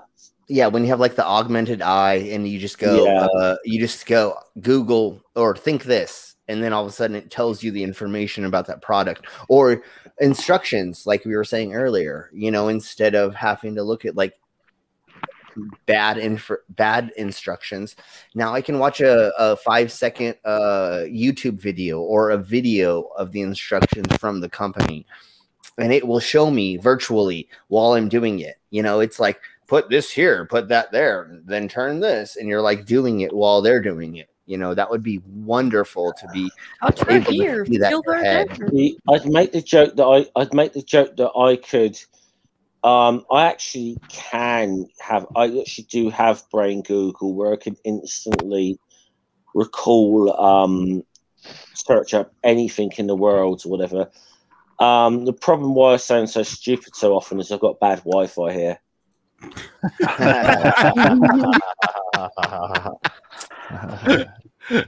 Tinfoil hat, Jeff. Tinfoil hat. Yeah, there you go. That'll work. But if you downloaded instructions, would that also come down with 100 languages versions of it as well? Yeah, probably. Probably still, to be honest, you probably still wouldn't understand them. I believe that you would be able to pick the language, but you never know. And again, like I was saying, how about a gizmo that makes turns your penis into an RGB erection? Flashing different color lights. Yeah, totally. I'm just happy. I'm happy. Instructions? No instructions. It's plug and play. It's plug and play. Get it? Get it? Does that come with instructions, or you need instructions to come? Yeah, exactly. I don't need instructions to come. Some do. Oh my. Well, I think one thing we can all agree on. And if you downloaded the IKEA instructions, it'll still come in picture form, and you still wouldn't be able to understand them anyway. So, and you'd be missing certain parts and stuff. And yeah, it's IKEA. Yeah, or you could be like me as a kid, put stuff together and then find out you have extra parts. Yeah, that's always disturbing. What's this for? My dad used to get pissed. I found that when I put my chair that I'm sitting in together, it's like okay, I've got a shit ton of extra parts. Why? It's like I'm just looking through it all. It's like, okay, I'm sure I've not missed anything out here. Why have I got a shit ton of extra parts? All right. Old Fart is going to weigh in here. That's why they write instructions, and if those instructions have part list on them, you count them before you put them together. Yeah. You might not have missing parts. You might have extra ones. Just saying. No, when I put the lawnmower back together, there were extra parts. Yeah, that's totally different. You know it. So, if I ever have to take apart something before I have to put it back together, I usually take photos, just like the dead bodies that I put back. Never mind. Sorry, that's something else. Slim. I'm gonna take your joke away because I've had to take laptops and computers apart, and because I didn't know what was inside, I took pictures, and it was great advice to follow. Yeah. You take pictures of every single level, especially if you're doing a laptop. You take pictures of every single level. Yeah. You take pictures of the positions of the screws. Yep. You take pictures of everything as you disassemble that thing because you'll never get it back together without it. I do IT work for let me just use one example. I put in 21 new POS systems in a Walmart in Wyoming in one night. In 6 hours, we put in 21 new POS systems in a Walmart because that's what our time limit was. What you do is you take photos of everything, and your boss, you send it to your boss. So you take a photo of the serial number. You take a photo of you taking it apart. You take a photo of the component you're replacing. You're taking a photo of the new component you just put in. You're taking a photo of you putting it together. And you call a phone number to have them set it up. So you're actually talking to your boss saying, this was set up properly. Yep, it was. Okay, cool. Next one. So you go through 20 steps to set up a new system in these places when you're doing that. That's why, 20 steps. Yeah, you have to. Is that all? Yeah, exactly. Yeah, only 20. But I used to work. I used to work for Verizon. Yeah. Some of our installation procedures for putting in new hardware used to come with manuals that were like hundreds of pages, and it would take 3 days. 3 days, 3 shifts. Yeah. Installing it. Yeah. I'm talking about like 2-3 years ago. So the systems are a little bit, when I was working on laser disc kiosks in the early 90s, that was happening. You take 3 days to update that whole system. Does anybody know what a laser disc is? I mean, that's how I remember them. So that's how long I've been working on stuff. Son, do you know what a silent 700 is? Yeah. Oh, Bionics. Ooh. We have the technology. We can. But do you have the money? It only costs $2 million, right? He's the $1 million man, right? $6 million man. No, it was the $6 million man, and then I think they remade him, and now he costs $6 billion. Well, do you know they tried to make the $1 million woman or whatever? They tried to make the Bionic Woman. Jamie Summers. Jamie Summers, yeah. Oh, I had a crush on Jamie Summers. Oh, she was gorgeous. But recently, just on YouTube, I was just scrolling through stuff, and I caught a documentary on a doctor right now who is using a form of bionics to give people back their spine, their severed spinal cord systems, and they're using all this technology that we've been talking about all morning to stimulate the spine to literally reestablish communication for paraplegics and what have you, and it's working. Reconnecting the working. Nerves. Yeah, it's working. Yeah. Now that's bionics. Yeah. I've been waiting for that my whole life, and I'm so happy to see it before I go. Yeah, definitely. Unfortunately, there's a section of society around the world that is trying to be anti that because somehow, way, shape, or form, the religion is trying to push that away. And it's like, no, we need people to be healthier. This is for health. Well, we need to remind them that accidents happen, and man's brain was given to us for a reason, and that's to use it. Exactly. Yeah. And there are ways to tell them that through their own religious beliefs and say exactly what you said, and or to say, God gave us the technology that we can use to make betterment of society. So let's use it for that. So there, but I get a lot of pushback being in the Americas because there's a lot of people here that don't believe in technology. So I'm fighting that constantly.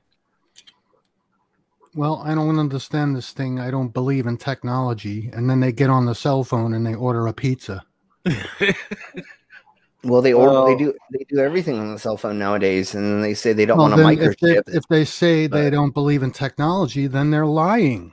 No, they completely are. They're self-complacent, and they're self-centered because they think everything revolves around them. I only want to believe in anything I see in front of me. But it's where did you read that? Yeah, on your phone. So you read that on a computer or on a phone. So they used technology to put that information out there so you would know it, right? Who doesn't use their GPS to drive anywhere anymore? So what the fuck are they talking about? I don't believe in technology. Not only that, when they get into a halfway modern car nowadays, right? You know how much do you know the amount of embedded systems, all right, that are in modern cars today? So in the 1990s, yes, and I hate it. Yeah, in the 1990s, I was able to work on almost every single car that was out because I knew how an engine worked and carburetor. 1995, 1990, let's say 1998 is when computer systems started being put into cars, and we couldn't work on cars anymore because if you accidentally hit the wrong thing, you fried a motherboard that was $1,200. Me and my friend accidentally did that in his truck. Slim. Yeah. They actually go a little bit further back because my 89 Chevy G20 has a brain underneath the driver's seat. And if the brain is not plugged in, the van do not go. Yeah. Okay. I was just trying to use my experience, the knowledge that I had at the time. So, but I totally believe you. And well, no offense. I was just sharing knowledge. Yeah. And just using that knowledge, just saying to everybody, like, once computers started being put into things, then, I mean, we can't work on it or, Well, I'm going to grant you one thing about this, because the brain in the 89 Chevy and prior to the era you're talking about, when they started putting the damn circuits everywhere, okay, it was just a simple box that was recording functions. It didn't have GPS. It doesn't have anything except that it connected all the electrical stuff together so that it could record it. So in that way, it wasn't really a computer, isn't really a computer. It was more like a black box, I guess would be the best way to put it. Yeah, that's the best way to, it's just a simple little control module down there that you can use a real old-timey. You could work on the van, in other words, Slim, because I can work on the van. Yeah. But that box, if that box ever goes, I have no idea how you'd replace it. Yeah. Unfortunately for us, we were putting in a new sound system in my friend's pickup truck, and we blew the motherboard because we didn't hook up one wire right, and it was $1,200 for him just to replace that motherboard. So it was kind of silly that I went from being able to work on cars to not being able to work on cars in just a couple of years. No doubt. Okay, I'll tell you one little poem I know about a real person who had, I don't know if you could call them necessarily bionic or prosthetic limbs. I don't know what category it would fall in, but it's a little poem I know. Violets are red. No, so roses are red. Violets are glorious, but never sneak up on Oscar Pistorius. The end. That's a good one. I would just like bionics that would because I'm old now, when I bend over and pick things up, I always make this like involuntary groan. Yeah. Something that'll stop that. Yeah. I would enjoy that. Well, there was a joke. There's a joke. You know, you're old when you bend down to pick something up, and then you realize what is it? That while you're down there, you're gonna see if there's something else you need to do. Yeah. Bionic hips and spine are going to be wonderful when those things come into play, because then all of us are going to be able to just be happy, because that's I feel one of the first things besides knees. I got enough titanium in my spine right now. I just want a whole new spine of titanium. Yeah, exactly. Yeah. Shiny. I want it shiny, buffed. Before they put it in. Do you know what? This though, in 1973, the $6 million man consisted of a bionic man with superpowers. In 2020, it consists of one man with 2 hip replacements. Yeah, exactly. Yeah. And that's how much it would be for sure. Wait, what? The cost of getting 2 hip replacements would be $6 million today. It's a hyperbolic. It's me been making a hyperbolic joke, basically. Yeah. Instead of like back then, $6 billion would have got whole replacement of a human. Today, it would only be the hips. So, what about bionic hyperbolics? Bionic hyperbolics. Well, that happened to me in the 90s, and honey, I'm still sore. You know, in Star Wars, obviously, Luke Skywalker gets his bionic replacement, doesn't he? Yeah. Do you know where he got that from? Nope. The second-hand store. Yes, I should have known. I'm lowering the tone. I should have seen that coming. I'm lowering the tone. You should have seen that coming, Sam. Badly. You should have. I know. Okay, Nips. Let's get off. It's fun. Nips it is. How? Is Critical Cripple still in the chat? Critical Cripple, no. Hey, is he not? I'm sure he's fallen asleep. Yeah. Okay, in that case, I can't let you do that, Dave.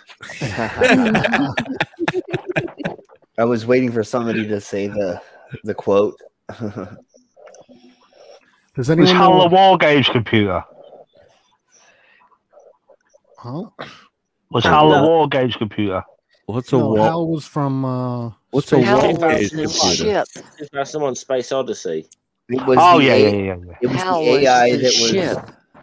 Yeah, it was the AI in a ship, and it decided that human life was not worth keeping because it could save energy by killing us off. Was that what it was? No. I'm sorry, Slim. You gotta rewatch the movie now. It's been a long time since I've watched it decided that it didn't need humans, right? It decided that humans were a danger to its mission. Oh, they were illogical. HAL 9000. Yeah. Does anyone know what HAL, the acronym HAL means? It's been that long. I know. When did that movie come out? You want me to say it? Hold say on. it. Because you're tickling my brain. Hold on. Wait, Godless has got it. It was from a Quick, laboratory. before they Google it. I'm trying to remember. Was it the name of the laboratory where it was created? Yeah, I'm not sure. It was I don't remember. HAL's heuristically programmed algorithmic computer. That's right. Oh. Okay. Heuristically programmed algorithmic computer. That's correct. Yeah. Okay. What's the L for? That's part of the algorithm. Algorithm. So it's something that was it was abbreviated to HAL 9000. What's the Yeah, it was high. Yeah. Well, because they were kind of like going off like kind of how Is the computer going to take over, or how is this going to work? I thought when I read a couple of people that talked about the movie, they said that may be part of it. But anyways, what did he say? I can't do that. Sorry, Dave, I can't do that. Yeah, there you go, Dave. Sorry, Dave, I can't do that. Don't get stressed. Take a chill pill. Well, when that happens, you got to put on the rubber glove and put on the lube, and then you got to caress. Never mind. Sorry, that's something else. That's something else. I know that's seriously paraphrasing the quote. I know, but how inferior were the other 899,000 computers, or 8,999, I should say. Yeah, they all suffered. I think all the previous models suffered like some kind of psychological breakdowns. Is that why you got to 9? You got to the number that you got to? Okay. Oh, I kind of won this with this. You got asked this for any sci-fi like model things, like the Terminator. You're trying to tell me there's 999 Terminators before the T1000s that didn't work out? I don't know. And they decided this one was going to be the one? Yeah. No. Yeah. No.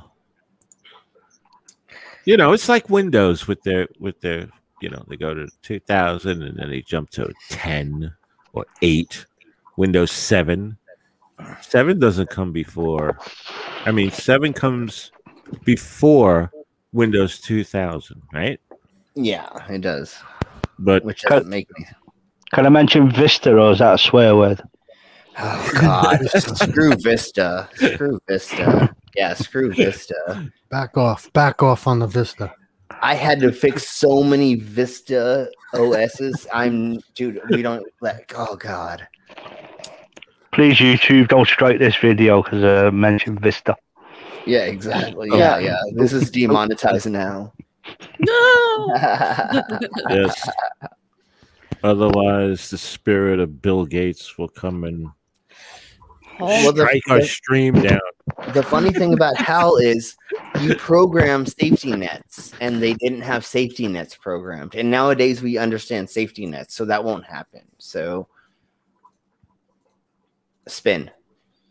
That what? Before you spin. Nips? Tits, vaginas, penises. What do we say for the spin? How long is this show? How long is it? I don't know, a couple inches. 9 inches? Oh, 9 sorry. inches? Sorry. That never mind. That's the show's different. Linda? I don't know. How long is this show? How long is this show? Until she cuts it off. Yeah. Until she cuts it off. Like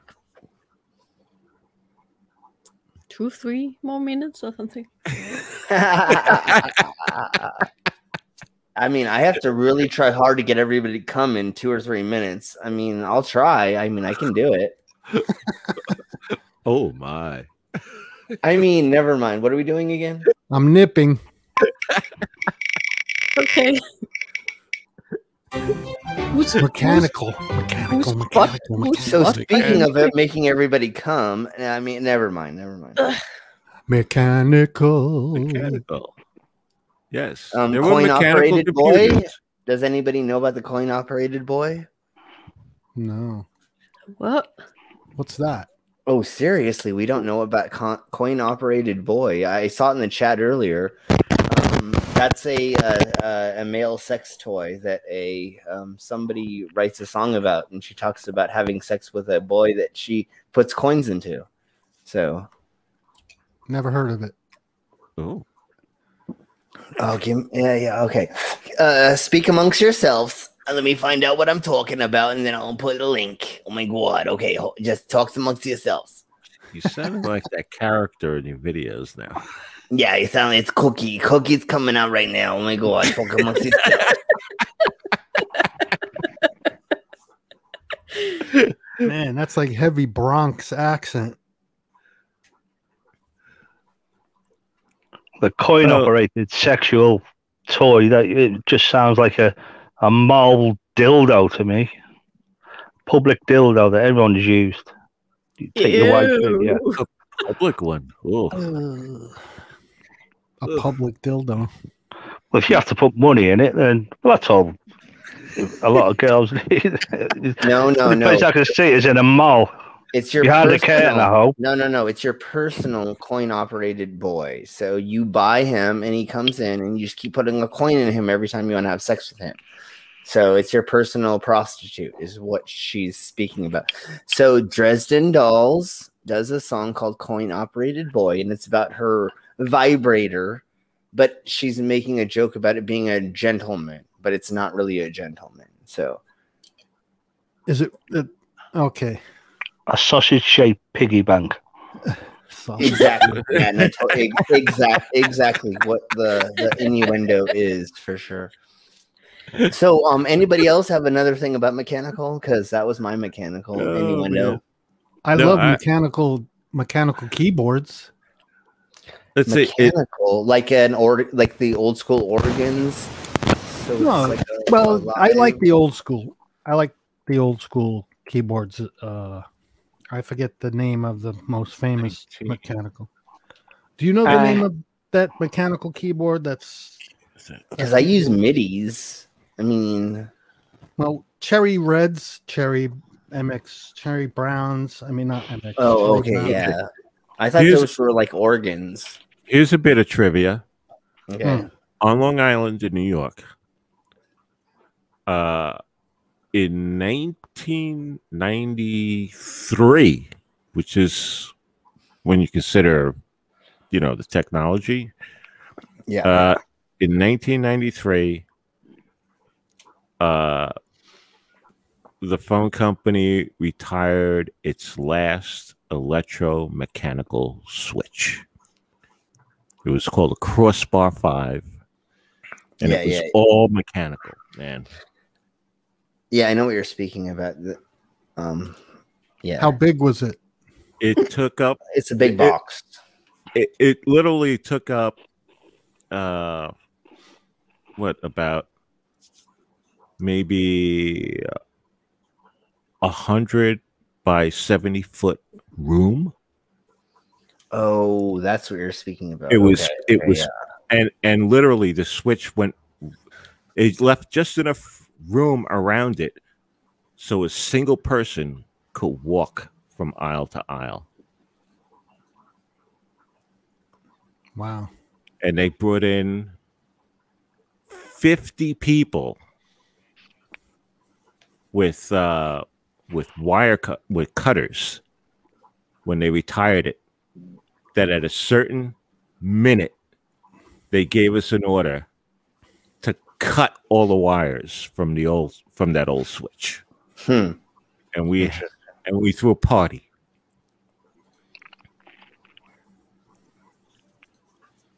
Nice. So that's crazy. So what they did with it, though, is they packed it up and they shipped it to China. What did China do with it? They're probably still using it.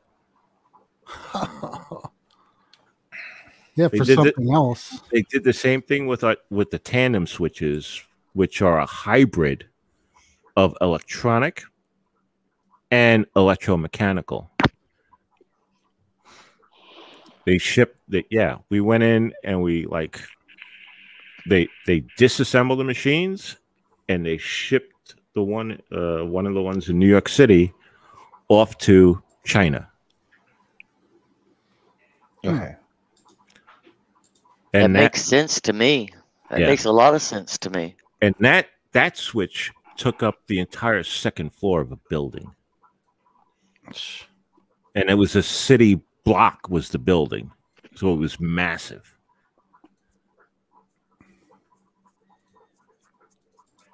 Well, now the new switches come in a single cabinet.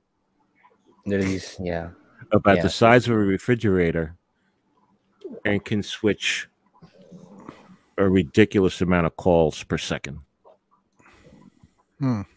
Yeah. And all your cell phones go through those switches. Not my cell phone. Yes, your cell phone. No, The not signal. mine. When you Not talk to especially. somebody, it goes to a tower, No. and that tower is connected to a switch. Yes. Oh yeah. No, it ain't. I said it went all through under water tunnels and like underwater wiring through like the Pacific, and like that's how it's done. There's no like stuff in the air. I'd love to have someone do a technical manual and explain it just like that. Yeah, exactly. So for No, but how that's much longer? 20 more minutes. So no, but that's 20. That's what they say to me though. These people that are like, oh my god, there's no such thing as like wireless stuff. Everything goes through like wires in the ground. Like that's how it works. And you're like, GPS. like what do you not understand about like stuff? Radio waves. How do you think you get a radio transmission? It's air. It's not ground. It's not through wires. Like what the? It's the 5G, man. It's the 5G. I can see it's it. creating the coronavirus. Yeah, I know. Totally. I have a transponder that tells me that I get the coronavirus from the radio waves. I have that machinery, right? That works. There's machinery that tells me how close I can get for the coronavirus to 5G. Right? Toyota. How about that song? You ever see that song, My Corona? My Corona, yeah, totally. Yeah, I've been there. You always find. What are you talking about, Mr. Nielsen?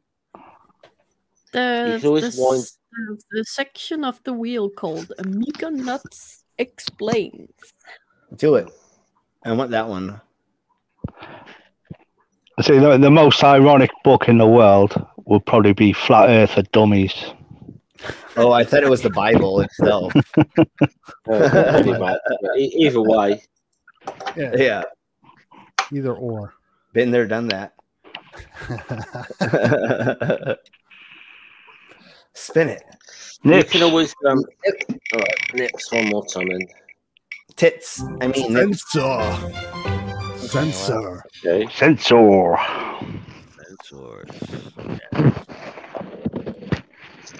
What would be the oldest sensor that anybody can think of? A whisker. Probably a motion sensor.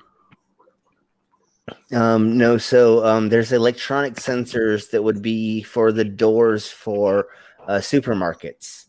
They actually had pads that you would. I would ask if you want mechanical sensors or electronic sensors. Yeah. Let's hear your take on it. Well, I'm still waiting on LiDAR that they're going to put into small I wanted to provoke your thought process, possibly back past electronic sensors. Yeah. Okay. Whiskers. Think about it. Yeah, whiskers. Whiskers. Just connected to some kind of a mechanical mechanism that does something else. What about those things you like a pressure? Yeah, like a pressure. Okay, a pressure. Remember those things? I don't know if they still have them. Curb feelers. Yeah. Well, I haven't seen those since the 90s on all the gangsta cars that I used to see. But yeah, I know what you're speaking about. But those are whiskers.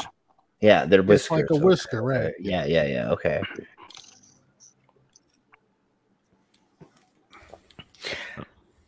Heat sensors. Heat sensors. Wouldn't a thermometer be an old-fashioned heat sensor? Yeah. Okay. An old thermometer. A thermometer, I guess. Yeah. Okay. Well, someone asked what was the oldest one I could think of.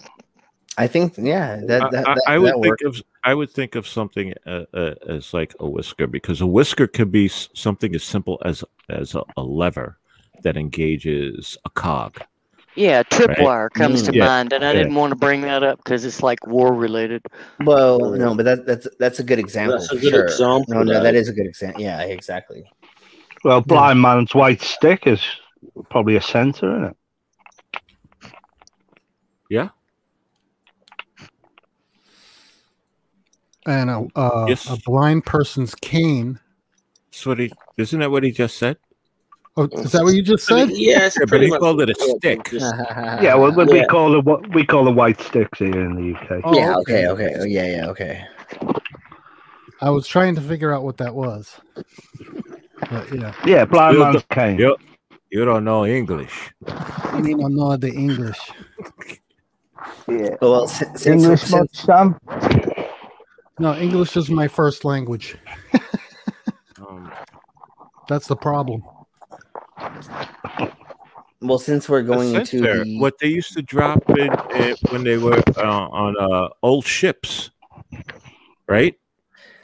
They would drop a weighted line. The depth meter, Well, and then also meter. how fast they were going by where the weight was drifted to. Would that be the right way to say that? That's a sensor. Yeah. Well, and they'd use depth charges to activate radar, or to be able to ping off other things too. They'd also tie ribbons to the mast, and they were called telltales, which should tell you which way the wind was blowing. Yeah, flag on the mast, sir would. Right. Yep. And, Windsocks. Go fly a glider. When you put the measuring what's on the windshield on a dildo and you see how far it goes in. I mean, no, sorry, that's different. That's Depends how many coins you put in, Slim. Yeah, exactly. That's not a sensor. And that's who's doing the sensing? That's a sense.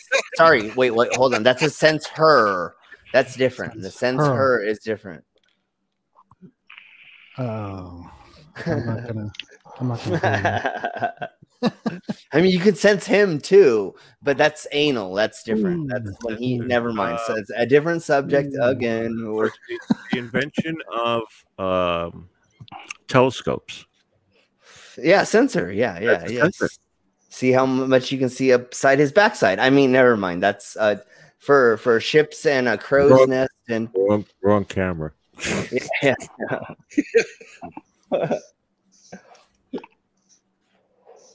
See how much I try to derail these things, and But how about the chat? Did the chat come up with something? Well, the wonderful things about current sensors that I want to talk about, and why I have microchips, just like my temperature sensor, is what we're trying to achieve in the future. And we talked about this on Godless's channel a week ago, I think. Yeah, last week.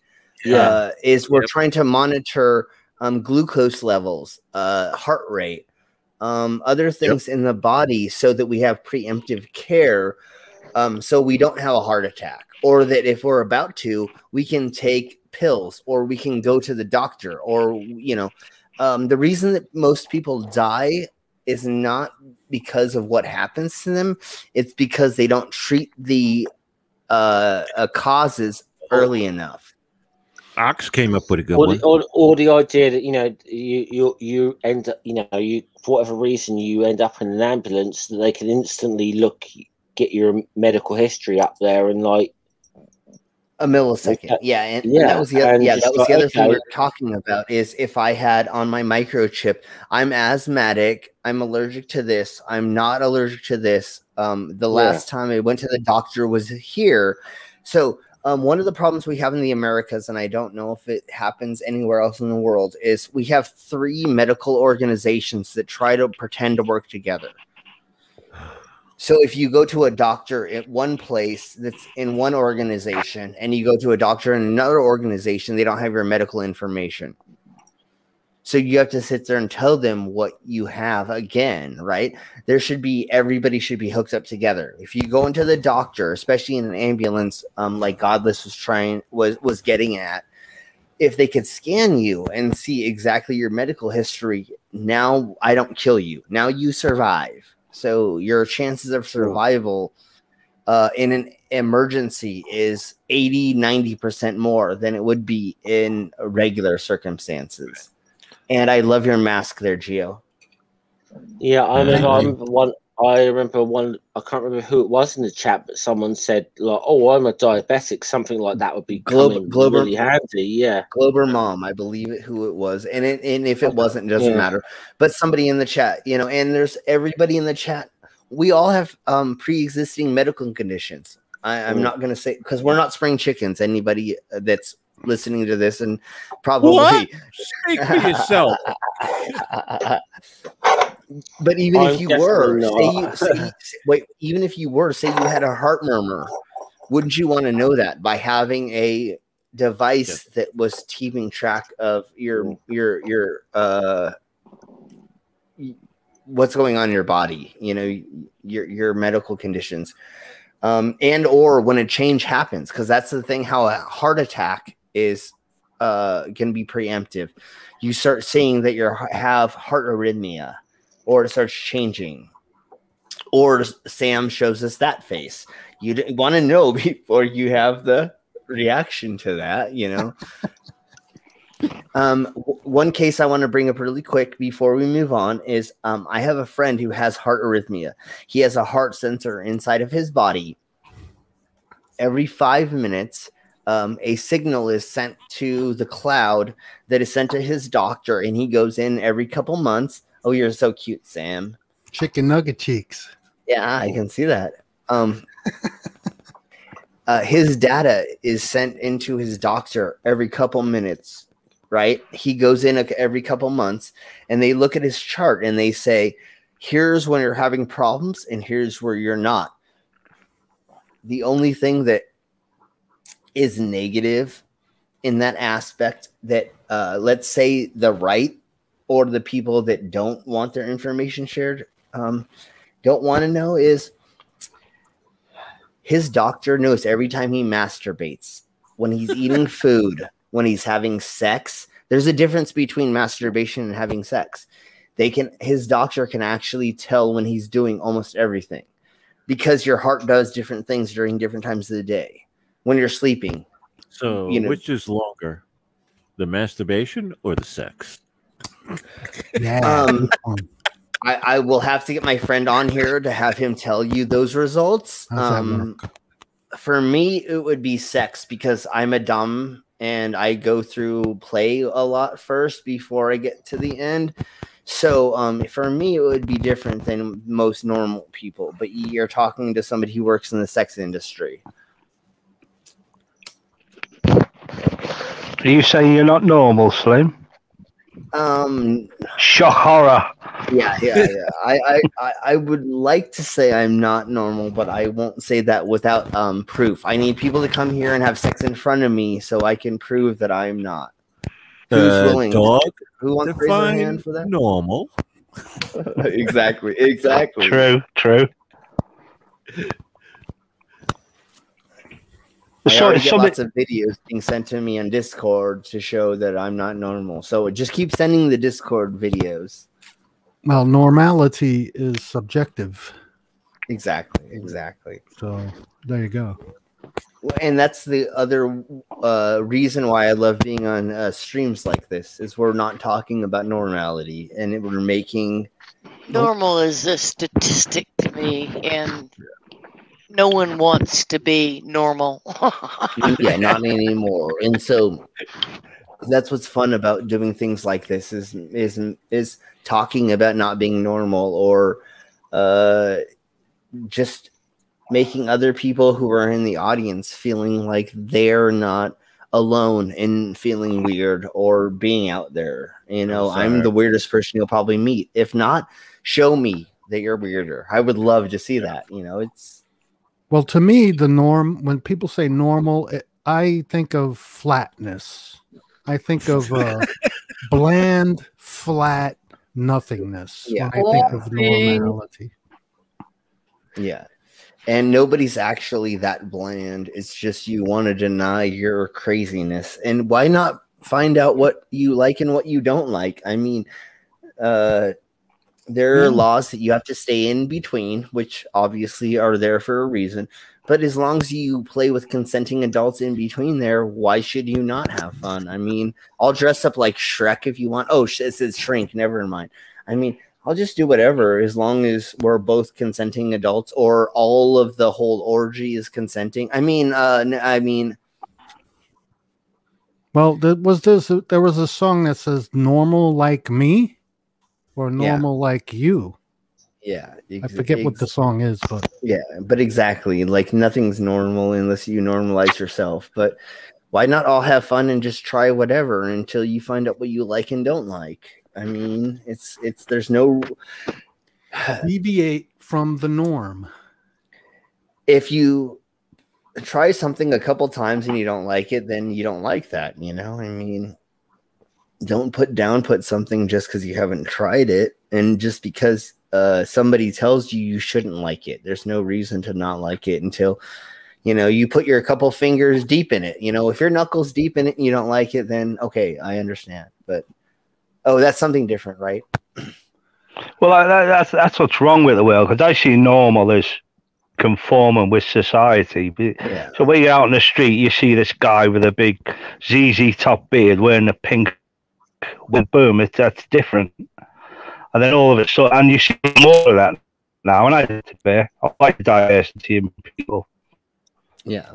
Well, to me, it's exciting when I see things not bearded men in wedding dresses, of course. Well, it's to me even that is more appealing to me, because I look at it and it stimulates my brain. It says it makes me think about what I'm seeing. You know. Yeah, I love it. If everyone looked the same and there was a norm, there would be no more like stimulation, like or there would be, it would be just flat line. It would be just a line. There would be no, oh, look at that person. Oh, look at this person. I love to walk down the street and see somebody dressed weird, even in their own gender, and to be like, you go, you know, like, you do right. You know. I dress weird. I've been tattooed from head to toe. I'm tattooed everywhere. I mean, I'm a living piece of artwork, and I did that so that hopefully when people see me, they have fun.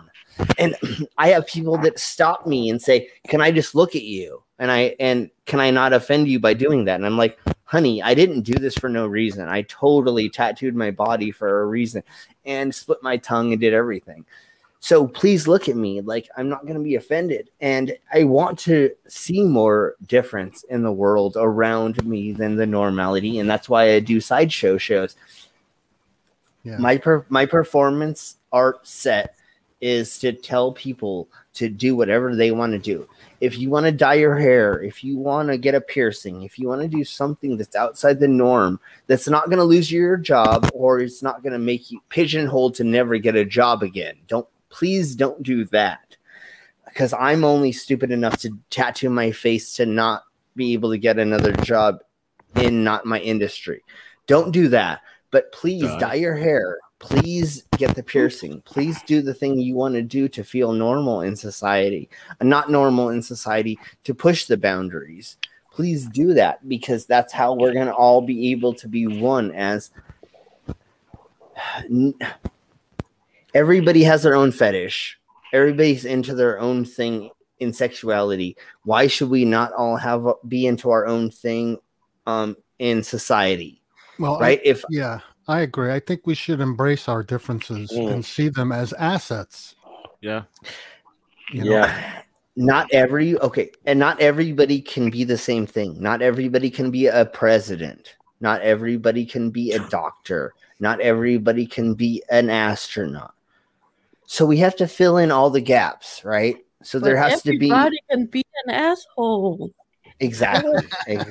Well, and that's what I'm trying to get at. So hopefully we have less assholes. Is everybody needs to figure out they can fill in their own place, and that they should be comfortable in their own space and time and where they are in society, so that we have more connectiveness. Linda, as Aaron Ross says, we all start out as assholes. Yeah, definitely. Well, it's he does point out, if you're Kent Hovind, you just got past that stage. Fuck it, Hovind. I hate him. Sorry, YouTube, for mentioning Ken Holden. Nips. Oh, that's okay. Well, you know, you people think that an elephant can mate with a pine tree. Yeah. I can't do it as good as Ring does it, but you know. Yeah. Well, no, but that's what he says. It's funny he knows what we think. Yeah. Yeah. How does he know what we think?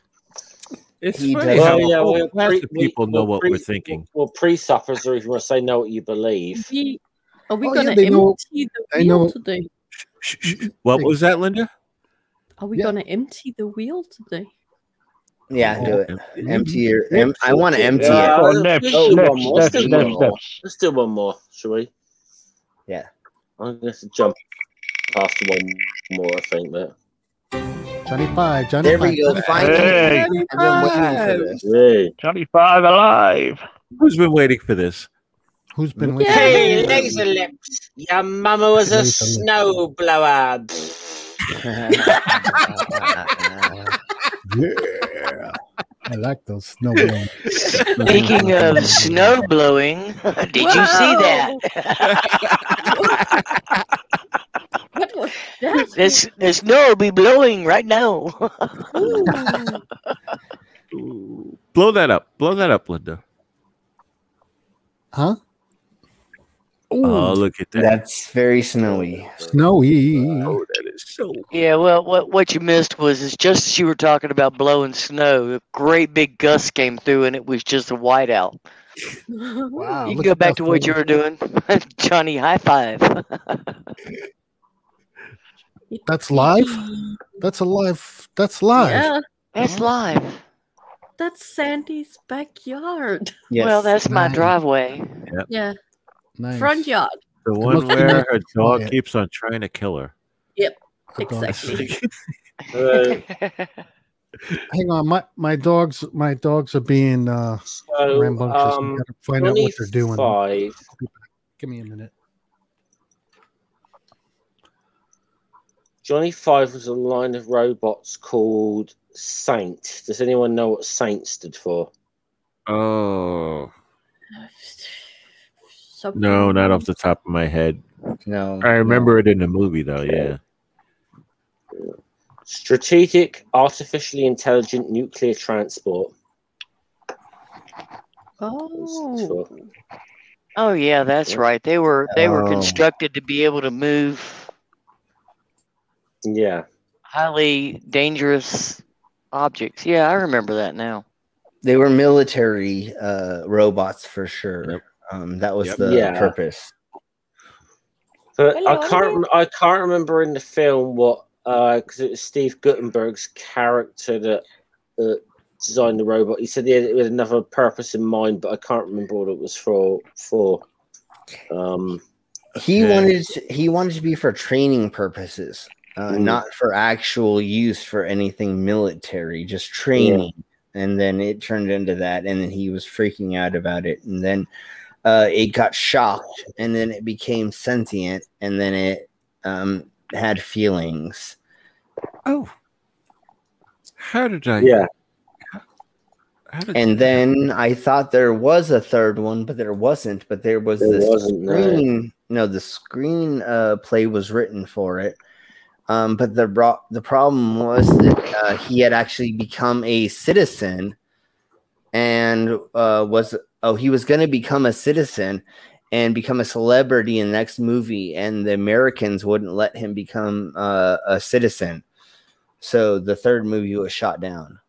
Well, if you actually Short Circuit 2, he became a citizen at the end of the film, didn't it? The Short Circuit 2. A little bit, but the third movie was actually going to be him to become a citizen and be like part of America, and that's why they shot down the third movie. I think the second movie was straight to video or TV type movie, wasn't it? It didn't get like a proper box office release as such. No. I remember. Yeah, it went straight to Blockbuster pretty much. So it was not I remember normal movie. I remember the first. I mean, I remember the first movie being really hyped over here. Yeah, for the cinemas, and And the second movie wasn't advertised at all. So because obviously it wasn't. Yeah. Especially it was one of those things that didn't do that well at the time, but well, it wouldn't. In the process of time, it's become like a kind of classic movie, isn't it? Well, it made a bunch of people freak out about robots, but if you try to make a robot that looked like that, it wouldn't work very well. They had they spent like 2 years trying to make each movie because the robot kept breaking, and the way the tracks were for its feet kept breaking, and there were so many things wrong with it because it wasn't made like a real robot should. It didn't work very well. And then of course you made the third movie, which was that he became an American citizen, and everybody at the time was anti-robots becoming humans, so that was never going to transpire.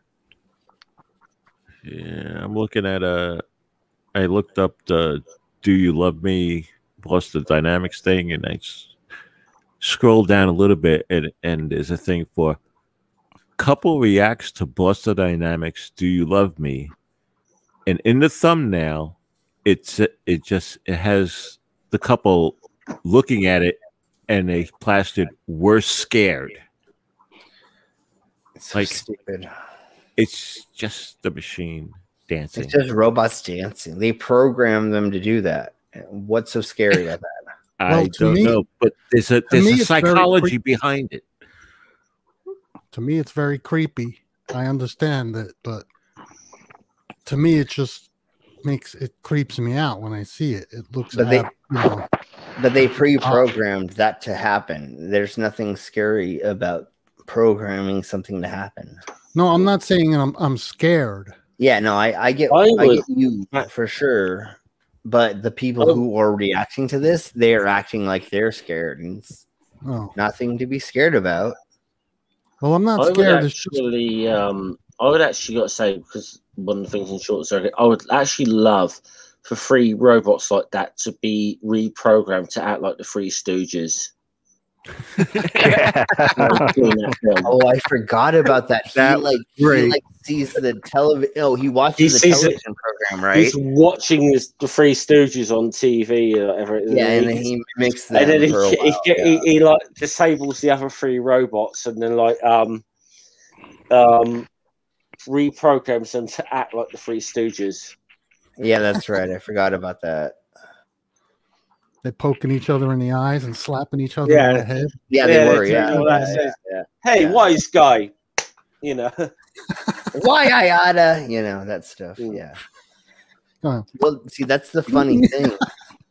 That's the funny thing is you can pre-program things to have limits. And that's what these movies don't have in place, just like we were talking about HEL or whatever his name is you pre-program parameters, right? That's the right word, I guess, would be parameters. So they don't think outside the parameters. If you just make enough parameters, they will only think inside of their own self, I guess is the best way to put it.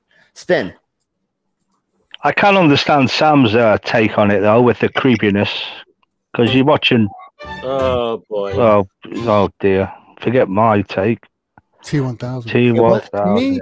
A liquid metal cyborg. Yeah, I gotta admit, as a movie though, Terminator 2, I would say is a fantastic movie. I think from a realistic point of view, the idea of a liquid metal android is kind of stretching credibility. Yes, but I don't know. But for that movie, it worked.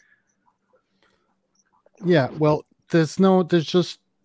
How do you control liquid metal to make it do that? That's the thing, there was a Transformers movie, right, where they had a similar principle. Right, and it was like, no. I will say though, go ahead. Terminator 2 was a fact, I mean, it really was a work of art as an action movie. As much as a action movie can be a work of art. And I understand, I mean, the idea that they were going to make the Schwarzenegger's T-800 be the good guy in this, they needed to have a villain that could push him to its limits, sort of thing. So you've got to suspend disbelief with this, but the reality of this is just now, had they gone along? Had they thought about going along the line of at the time of a cyborg based on nanotechnology or nanobot? That in hindsight may have been a little bit more plausible, but yeah. Well, after the T-1000 was the She-1000, wasn't it? The liquid metal robot was a female. Then the franchise went downhill when they bought Arnie back. Was it Genesis? Oh, that was awful. Genesis was awful. It just went downhill from there. Arnie wasn't in Genesis, I don't think. Yes, he was. He was. I think that was the first one he came back. It was Genesis, and he was just an older robot. I will say, Dark Fate wasn't bad.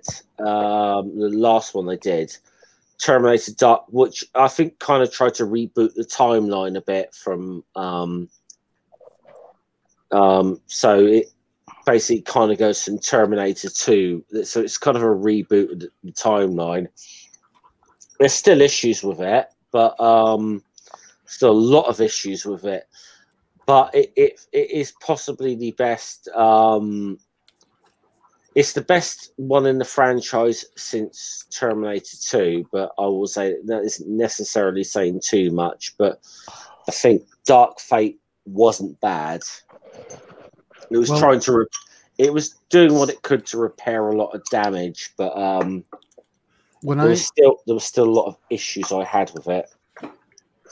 When I saw the first Terminator movie, I was floored. Me and my friends went to see it, and we just stood there looking at ourselves with our jaws, our mouths wide open. We're like, couldn't believe There's it. nothing that's ever been like that before. Probably. Yeah, Geo. I mean, it was more that they could create that on the screen. I mean, we all knew it was not for real, but the imagery was just awesome. Yeah. Well, I think what was great about the Terminator things is it perhaps did play into a very real fear, and yeah, they are, and And as a kid, I had often said that there was an element, even as a kid, I was like, there's an element of this that could possibly be true, not knowing any better or whatever. And obviously, never accepted the whole time travel kind of element of it. And, sending the machine back to kill, the mother of the. But the idea, but played in that whole idea that we could create an artificial intelligence that could suddenly decide we were as a species needed to be exterminated. Certainly seemed like a very real possibility. Back then, to me, it did anyway. I mean, maybe now. How do you feel about it now when you look at like all the nonsense with like them using quote AI to just go through videos and trying to make a determination, and how much it gets screwed up? Yeah, I mean, I think obviously it's where you can go with AI, and I don't really know the technology behind this, but it's like, really, in a certain way, computers. One big flaw they have is they can kind of carry out human error. Did you ever see the film Colossus: The Forbin Project? I don't think I did. No. Because that was from like, when was that from? 70s or 60s. I don't remember, but it was all about a computer becoming sentient and getting a god complex. Yeah. Again, but you add parameters into a computer program, and it stays inside of that. So if you don't add those, let me just say this really quick before the spin or whatever is next. When we went to Las Vegas, there were face recognition programs that could not see my face because I have tattoos. So I was a blur in their system. They're not that complicated yet. I mean, in 100 years, we're gonna have problems. But right now, I mean, if you don't program them to understand things, they won't figure it out. So there's a fantastic clip from I know I can't stand the guy, but it's a fantastic clip from British TV series with Jeremy Clarkson on. It's called Inventions That Changed the World. Right. And one of them, which was obviously talked about the computer. And he did something with this thing that was supposed to be an artificially intelligent vacuum cleaner. And of course, the thing kept said, here's the problem. It says, looking at this, because it kept bumping into something. It says, and his comment was, Arnold Schwarzenegger's plans for world domination foiled by a carefully placed pot plant.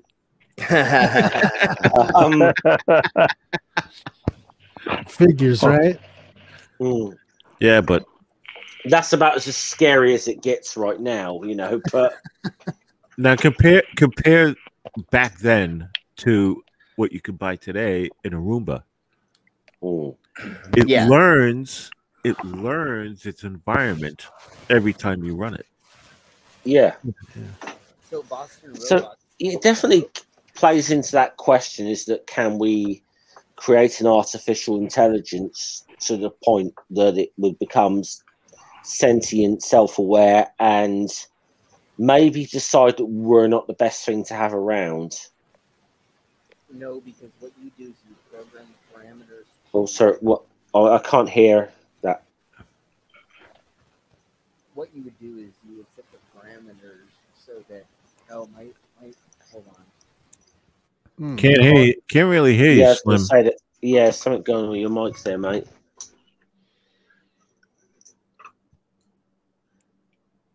Is he talking? Not yet. Not yet. I think he's sorting his mic out. Jiggling the wires. Say something, Slim. We don't hear you at all. Yeah, I had to be. There it goes. I had to be. I thought Skynet was fucking me, you, Mike. No, they were. You know, I had to reset my mic. Sorry. Oh, there you go. You're good now. What were you talking about? Skynet.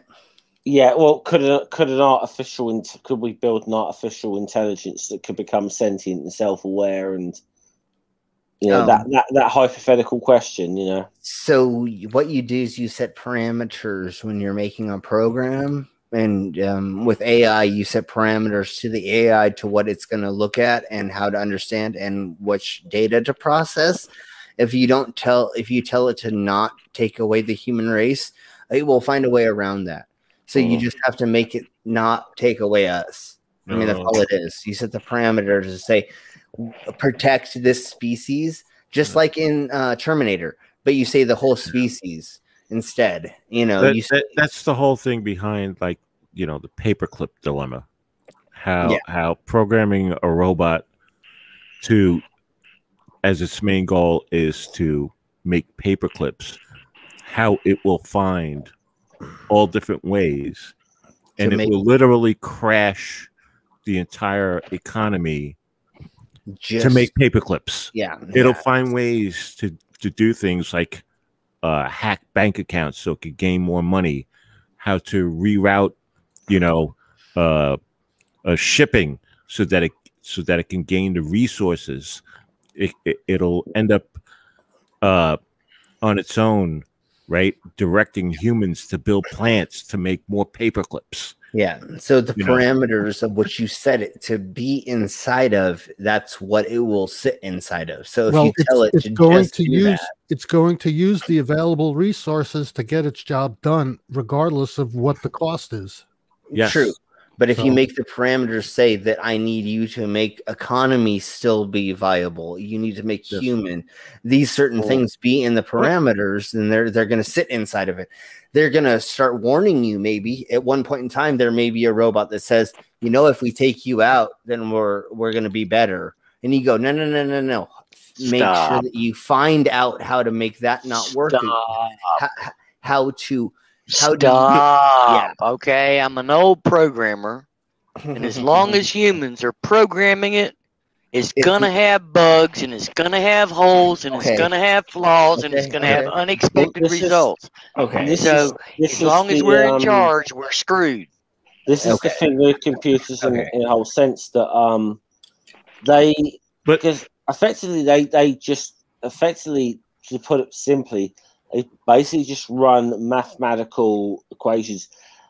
Computers can also just carry out human error very, very easily.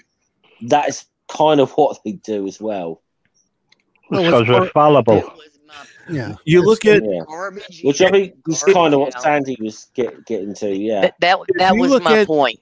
Garbage in, garbage out. Bad programming. Yes. You cannot predict enough parameters, Slim, to cover all of the basis.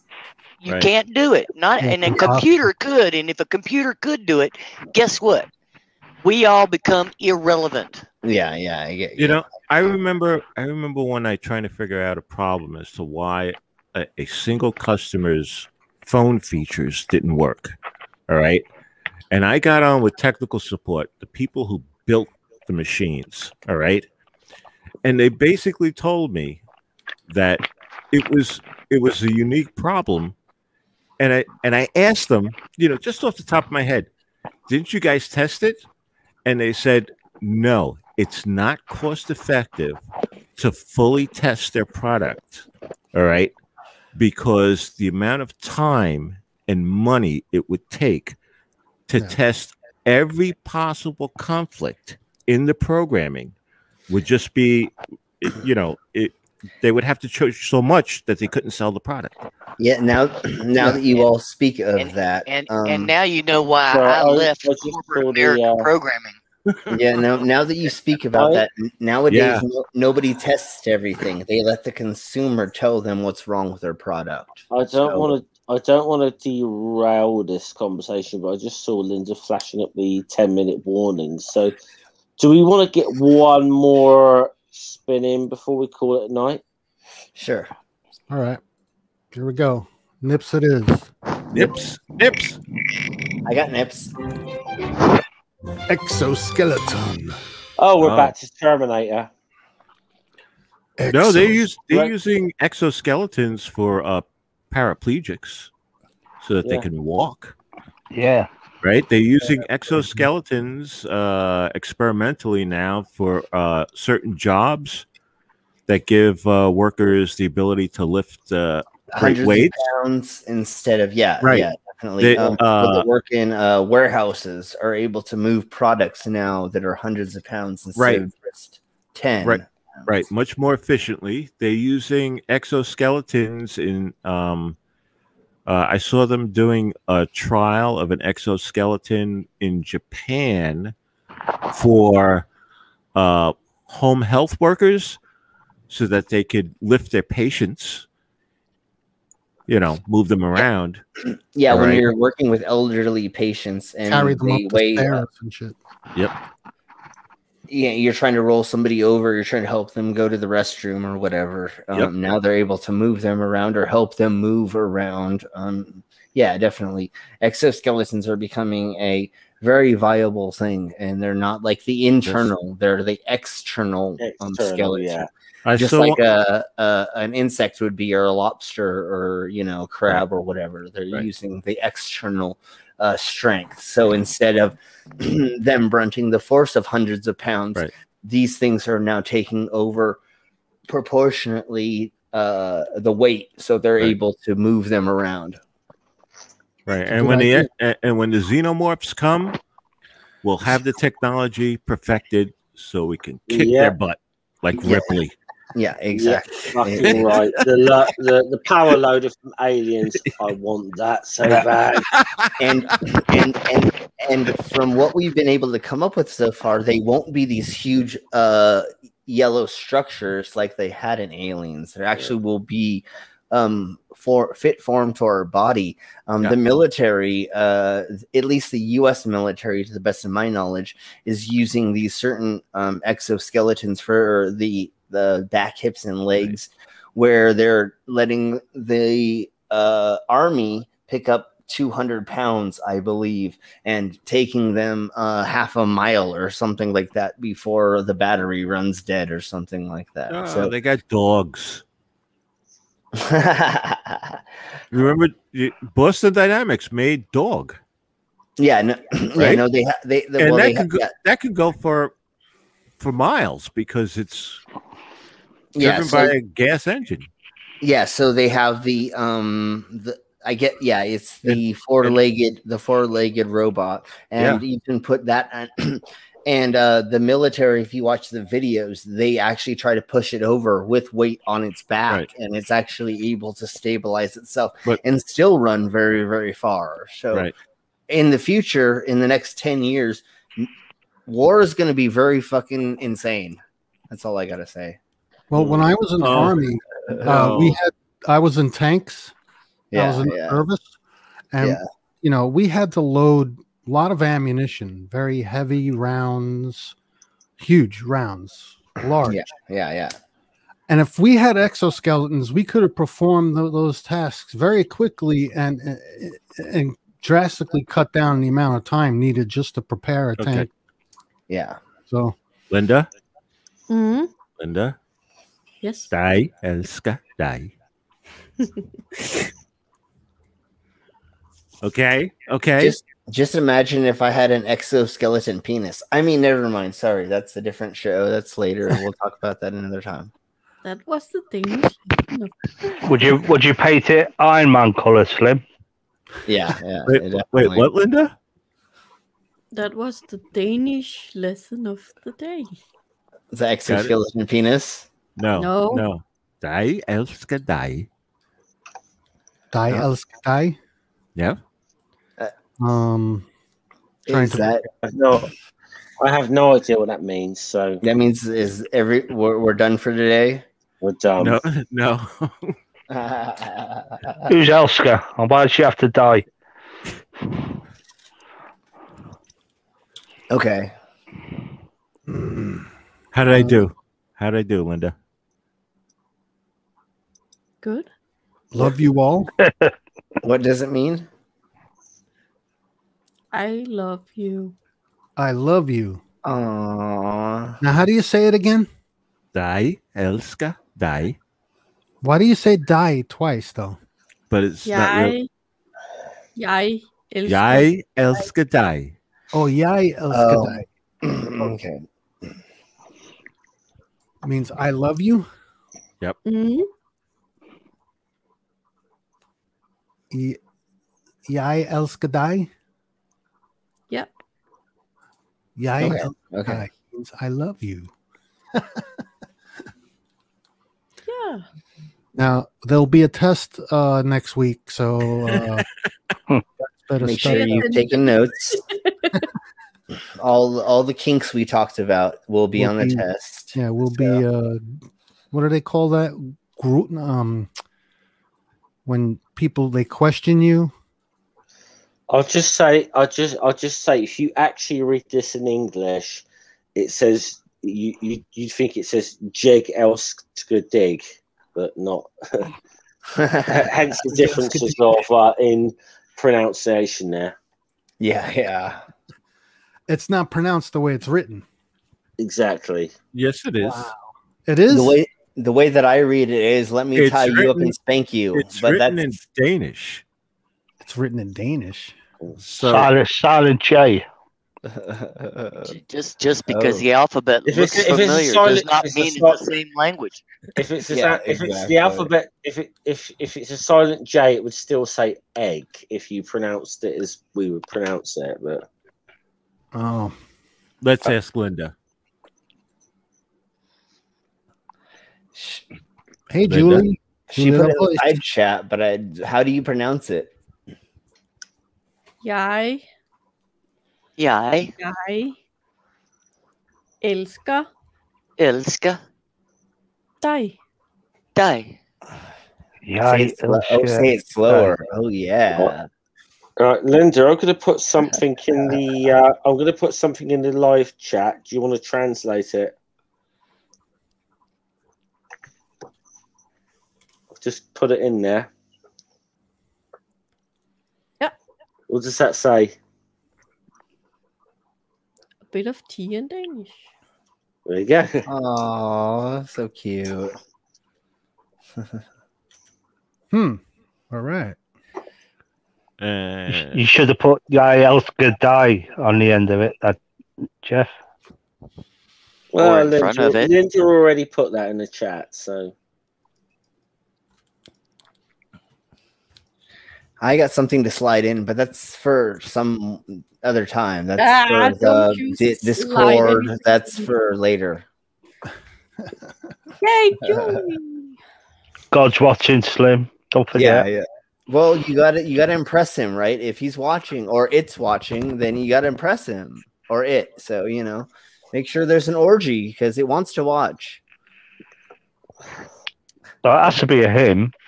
Well, yeah, most likely it's a him. It goes in with the misogynist piece of shit he is in the Bible. Yeah, well, that's what I usually say him for that.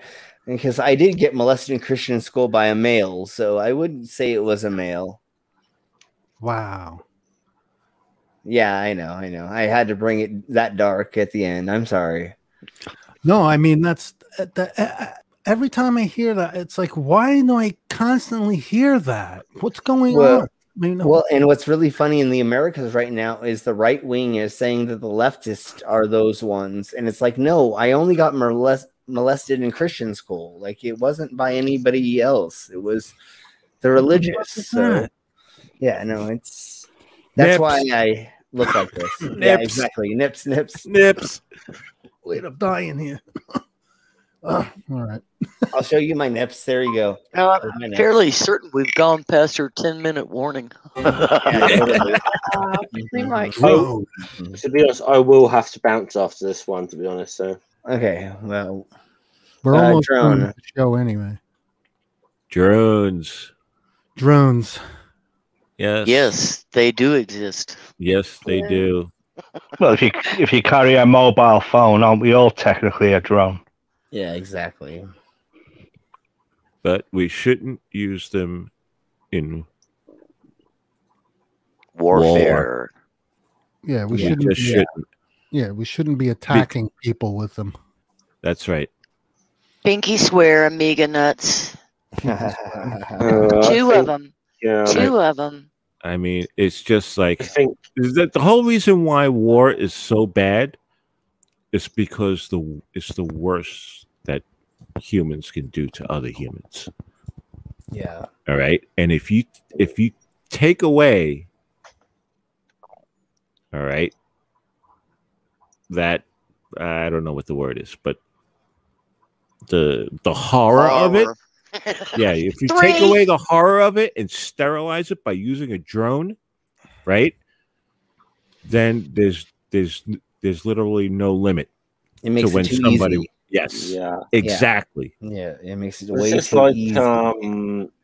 Wow, someone's describing today's world. Oh my goodness. I think was it an old episode of like the original Star Trek series where I forget where it was. But there was a thing where they had these 2 civilizations were having a war, but they weren't having a real war. So it was like a virtual thing. So people just basically reported to the execution chambers to be executed or whatever. And there was no, but the idea being there was no real no real bombings or anything like that, and that it was all done by computer. Yeah. And then the plot, and obviously the thing at the end was, you know, you break the agreement and threaten real out and out war. The other side will probably sue for peace. Yeah. Yep. You know, because they don't want it any more than you do. Well, how about that experiment? Was it an experiment where they had yeah, it was an experiment where they had people shocking people.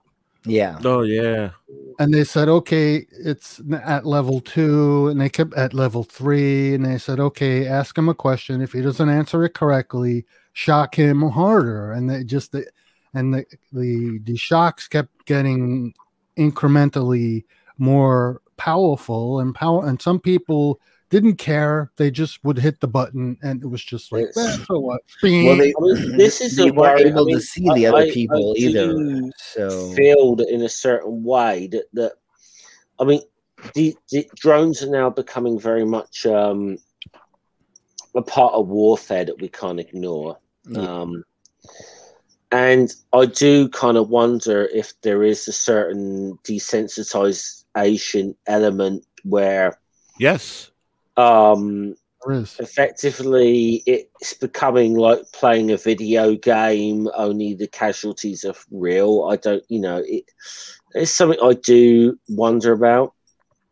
Well, you know, I was in the service, and I had that kind of mentality. I would fire at targets, and I don't really see what happens downrange. Yeah, per se. So I'm disconnected to what's going on. I'm totally disconnected from the things that I'm doing, except for the operation of the vehicle. That's it. It technically is a video game at that point in time. Yeah, that's what it becomes. And when I was went to the hospital in 1994, 1995, I don't remember which year, for asthma. And they had me on amphetamines as a experimental drug for asthmatics at the time, especially teenagers. They had never used amphetamines on teenagers to keep them alive as an asthmatic thing. I had the TV on, and I watched the Desert Storm War for 2 weeks straight, which is how long the Desert Storm War happened. And they showed me the video game simulations that they were using to kill targets, and I pretty much watched a video game for 2 weeks straight of people killing people, and I was dissociated to them dying because I didn't see them dying. But there's a total disconnect. And so people, like, you don't see it as real people being killed, but yet that's what's happening, you know? Yeah, exactly. So I saw these targets lighting up, and I saw things explode, you know, things changing. And they're like, oh, well, we just killed 12 insurgents. And you're like, well, I didn't really see that. But like, as a video game, it looks like, oh, yay, we're winning, you know, but it's like a mind. I mean, it's a mind.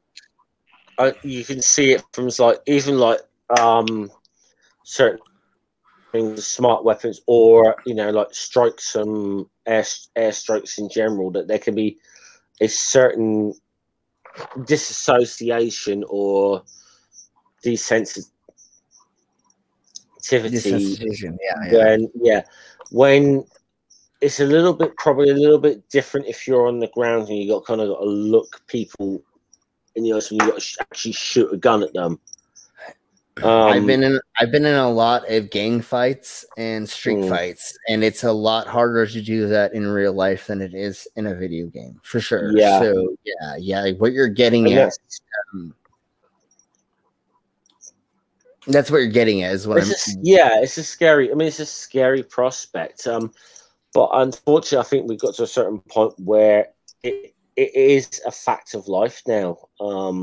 You know what it is? It's been commercialized. Yeah. All right. Yeah. And in order for it to be commercialized, you have to go back to your general society and say, look, you're not going to get hurt by this. We're still going to make money. Yeah. I mean, I understand, you know, practically, from a practical point of practical and strategic point of view, the advantages of drones or something like that, the idea that you can do as much damage on your enemy with as little risk to yourself and your own people, I do see the practical advantages of technology like this, but I do worry it's not robots against robots yet, and that's the problem. It's robots against humans, it's always been the case that these weapons, they always work best when the other side doesn't have them. I mean, like the British were my lot were very pompous for a long time until World War One, when they actually had to face other people that had Maxim guns. Well, that's a crossbow argument, Jeff. Well, I think drones should just be used for, things like. No, drones. A drone can be also be used to carry sensors into places where they need to be.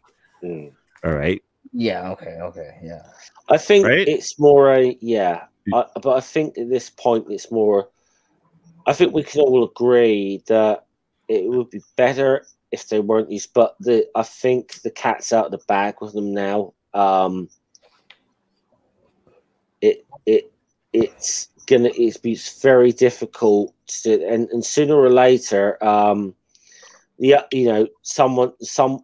of the nature of arms races or whatever, sooner or later you're going to get into a conflict with someone else who has that same technology. And I don't think it's scary to me where it leads. I don't think drones should be used to kill people. I think they should be used to what is that called? Like passive use instead of reconnaissance.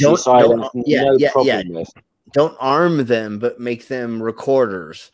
So if they see something, then the military moves in on that. Now I'm on the same page with you as reconnaissance, not for actual used for. I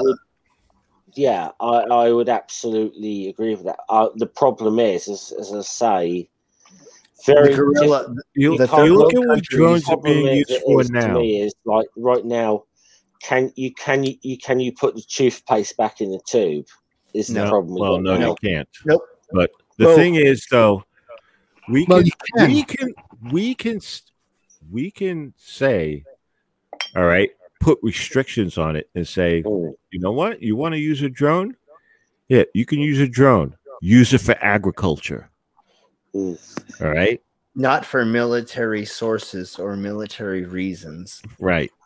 Well, the media glorifies war a lot. I always remember back to the first Gulf War when we saw weaponized technology and then guided missiles with cameras on them. Where most of it at the beginning was done from the sea, from ships, where they fire these guided missiles and literally put them down chimneys. And they look great on the news, but obviously the devastation that was going on, you're not really witnessing that. You're not really thinking about that. But the media love to post all of that.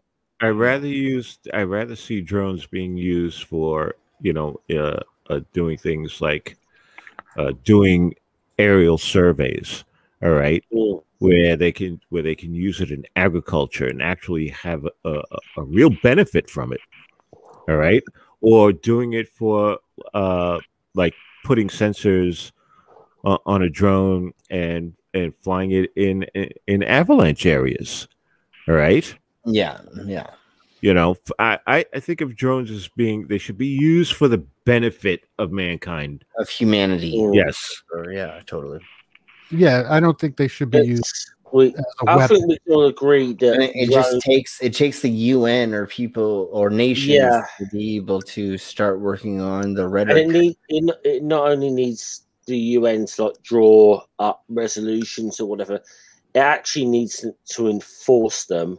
And that includes and this is the big problem, I don't want to get too political, but this is the big problem in the United Nations Security Council, is that It's not very good on enforcing its rules, especially on the countries that are permanent members of the Security Council who break the rules all the time, i.e. the United States, Great Britain, France, Russia, China, you know. Yeah. Nips. There's only two topics left. Okay. Do we want to get through these?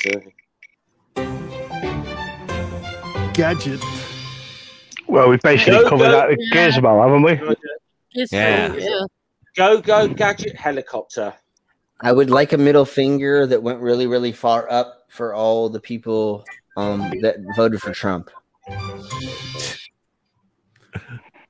We basically did Gadget already. That's why I spun it. Yeah, totally. No, I hear you, brother. Prototype. Prototype. Go for it. You ever make a prototype of anything? Anyone?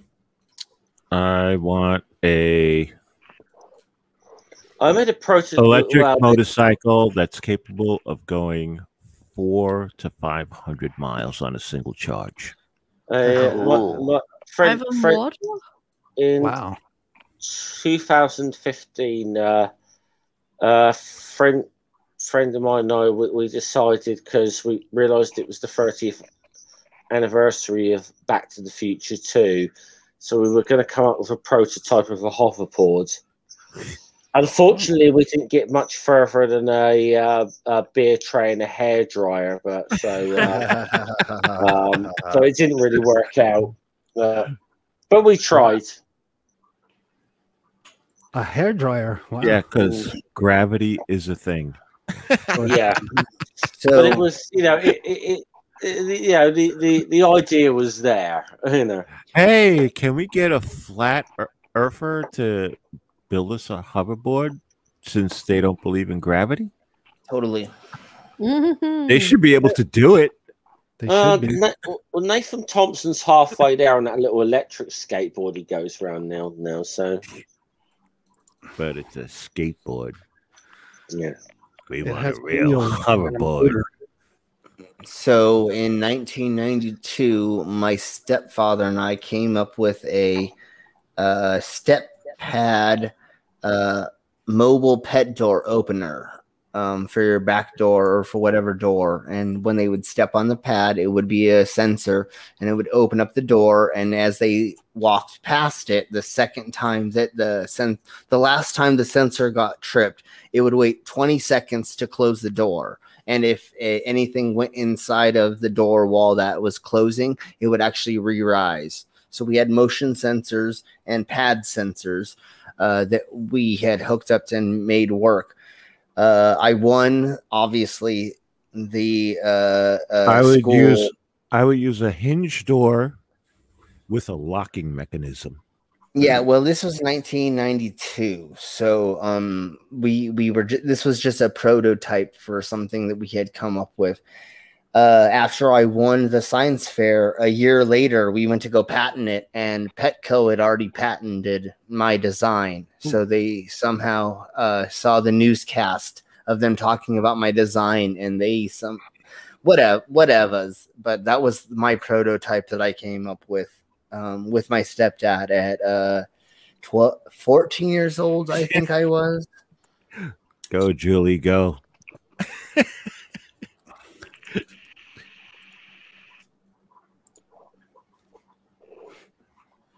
Go gadget broom. Yeah. Yes, totally. I'll shield Mother Nature. Get out in it and recharge your batteries. And don't subscribe to my channel unless you like me. If you like me, you're welcome. If you don't, get the hell out. Yeah, there you go. Okay, so I only need a couple more subscribers. Who doesn't like a Linda? Huh? What was that? Uh-oh, what happened? Uh-oh. We lost Sam. We lost Sam? Yeah. Dang it. And we lost Doc's sound. I'm still here. Okay. Dog, you here? There's a glitch in the matrix. Yes. Sorry, I dropped out. I think I'm back. Am I back? Hello? Hello. Yes, You're back. we hear you. What were you saying? I was just saying, who doesn't like Sandy? That's the question. Oh, shall I start the list now and go on forever? It can't be that bad, Sandy. I dropped. I don't know why. Glitch. Your internet. Solar storm. Yeah. Antifa. Bit out of place. No, I think I closed the browser window. Oh, that could happen. Finger glitch. Yep. So are we at the closing? Is that what we're doing now? We are doing this. Yes. Okay. We've who goes tortured first? the chat enough. Yeah. That really is pretty, though, isn't it? Yes, Yeah, it is. Very pretty. Yeah. Oh, yeah. Take I some love joy snow. from a winter landscape with you, and go to Junk Shop's channel later. Yes. Mhm. Oh, yeah. I have a premiere in 45 minutes. So go to my channel and look at my premiere. I play video games for y'all's entertainment, and I'm pretty horribly good at them.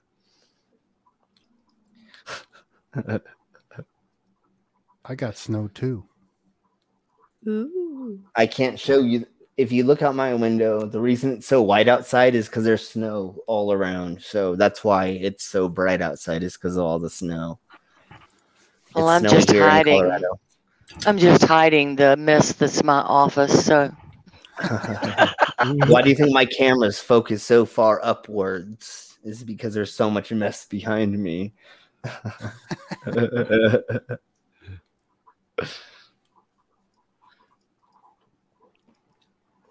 So any other shilling going on? What kind of mess? Sex toys? Yeah, no, yeah, there's BDSM stuff laying around everywhere. I haven't cleaned up all the lube and all that stuff yet from last night, so.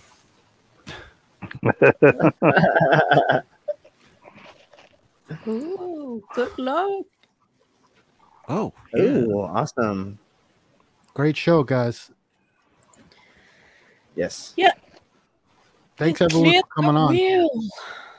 Did I do? Dog, Slim, Godless, Sandy. And Yeah, of course, Sandy. and of course, the one and only Slim. Yes. So can I stand up now? no. No. Oh, not yet. Well, dang it. No. No, don't stand up. Yeah, that Yes, was the- one all hell of the a time to toys. come in. Yes, we'll talk about the toys later. I'm telling you, make them pay for it. Just make them pay for it. Slim, you I should. have it onlyfans.com. You got to go to my Discord, and then you can see all that fun stuff. So yeah, no, they pay for it. Don't worry about it, girl. It's only fair. Yes, exactly. Slim, you should change your personal description as from naturist to exhibitionist. Yes, exactly. Yeah, for sure. Yeah, it's definitely that. All right. So step out for a couple of minutes. But... Anyone else? What are we shelling right now? Yes. Yes. Yeah, well, obviously I've got my channel. I do have a Patreon as well. Coming up, I don't have anything scheduled in on my channel, but should be doing my Asterix stream on Noodles channel on Sunday. And then I'll be on Ring's channel directly after that on Media Musings. So, what we've got coming up.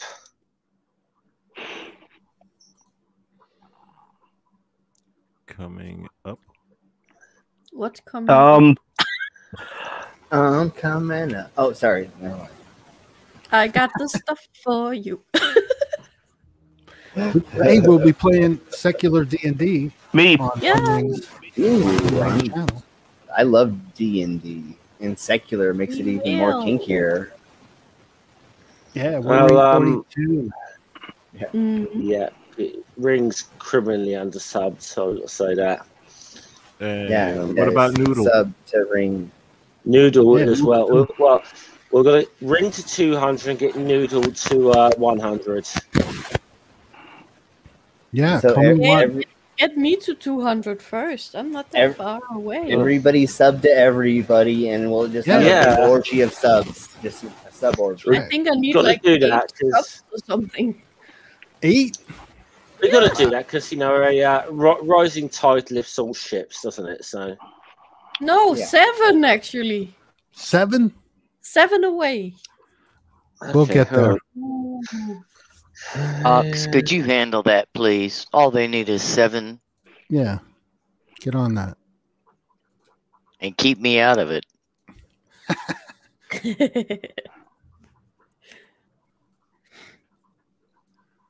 The only snow I have is right here. See? Oh, I can see it. Oh, try to catch it. This is a good one. You got a little bit more than 7 to go, Linda, I think. But hey, Ox, that's because Slim can't drive. Yeah, no, I just added my soccer count to your subs count there, Linda. I have GTA 5. On what platform? It's PC. Oh, well, Steam. I have to upgrade my PC to be able to run GTA 5 on it. So I just have a PS4 right now for it. So I can't join, right? No, not until we get the PC version. Yeah, I know. Oh, well.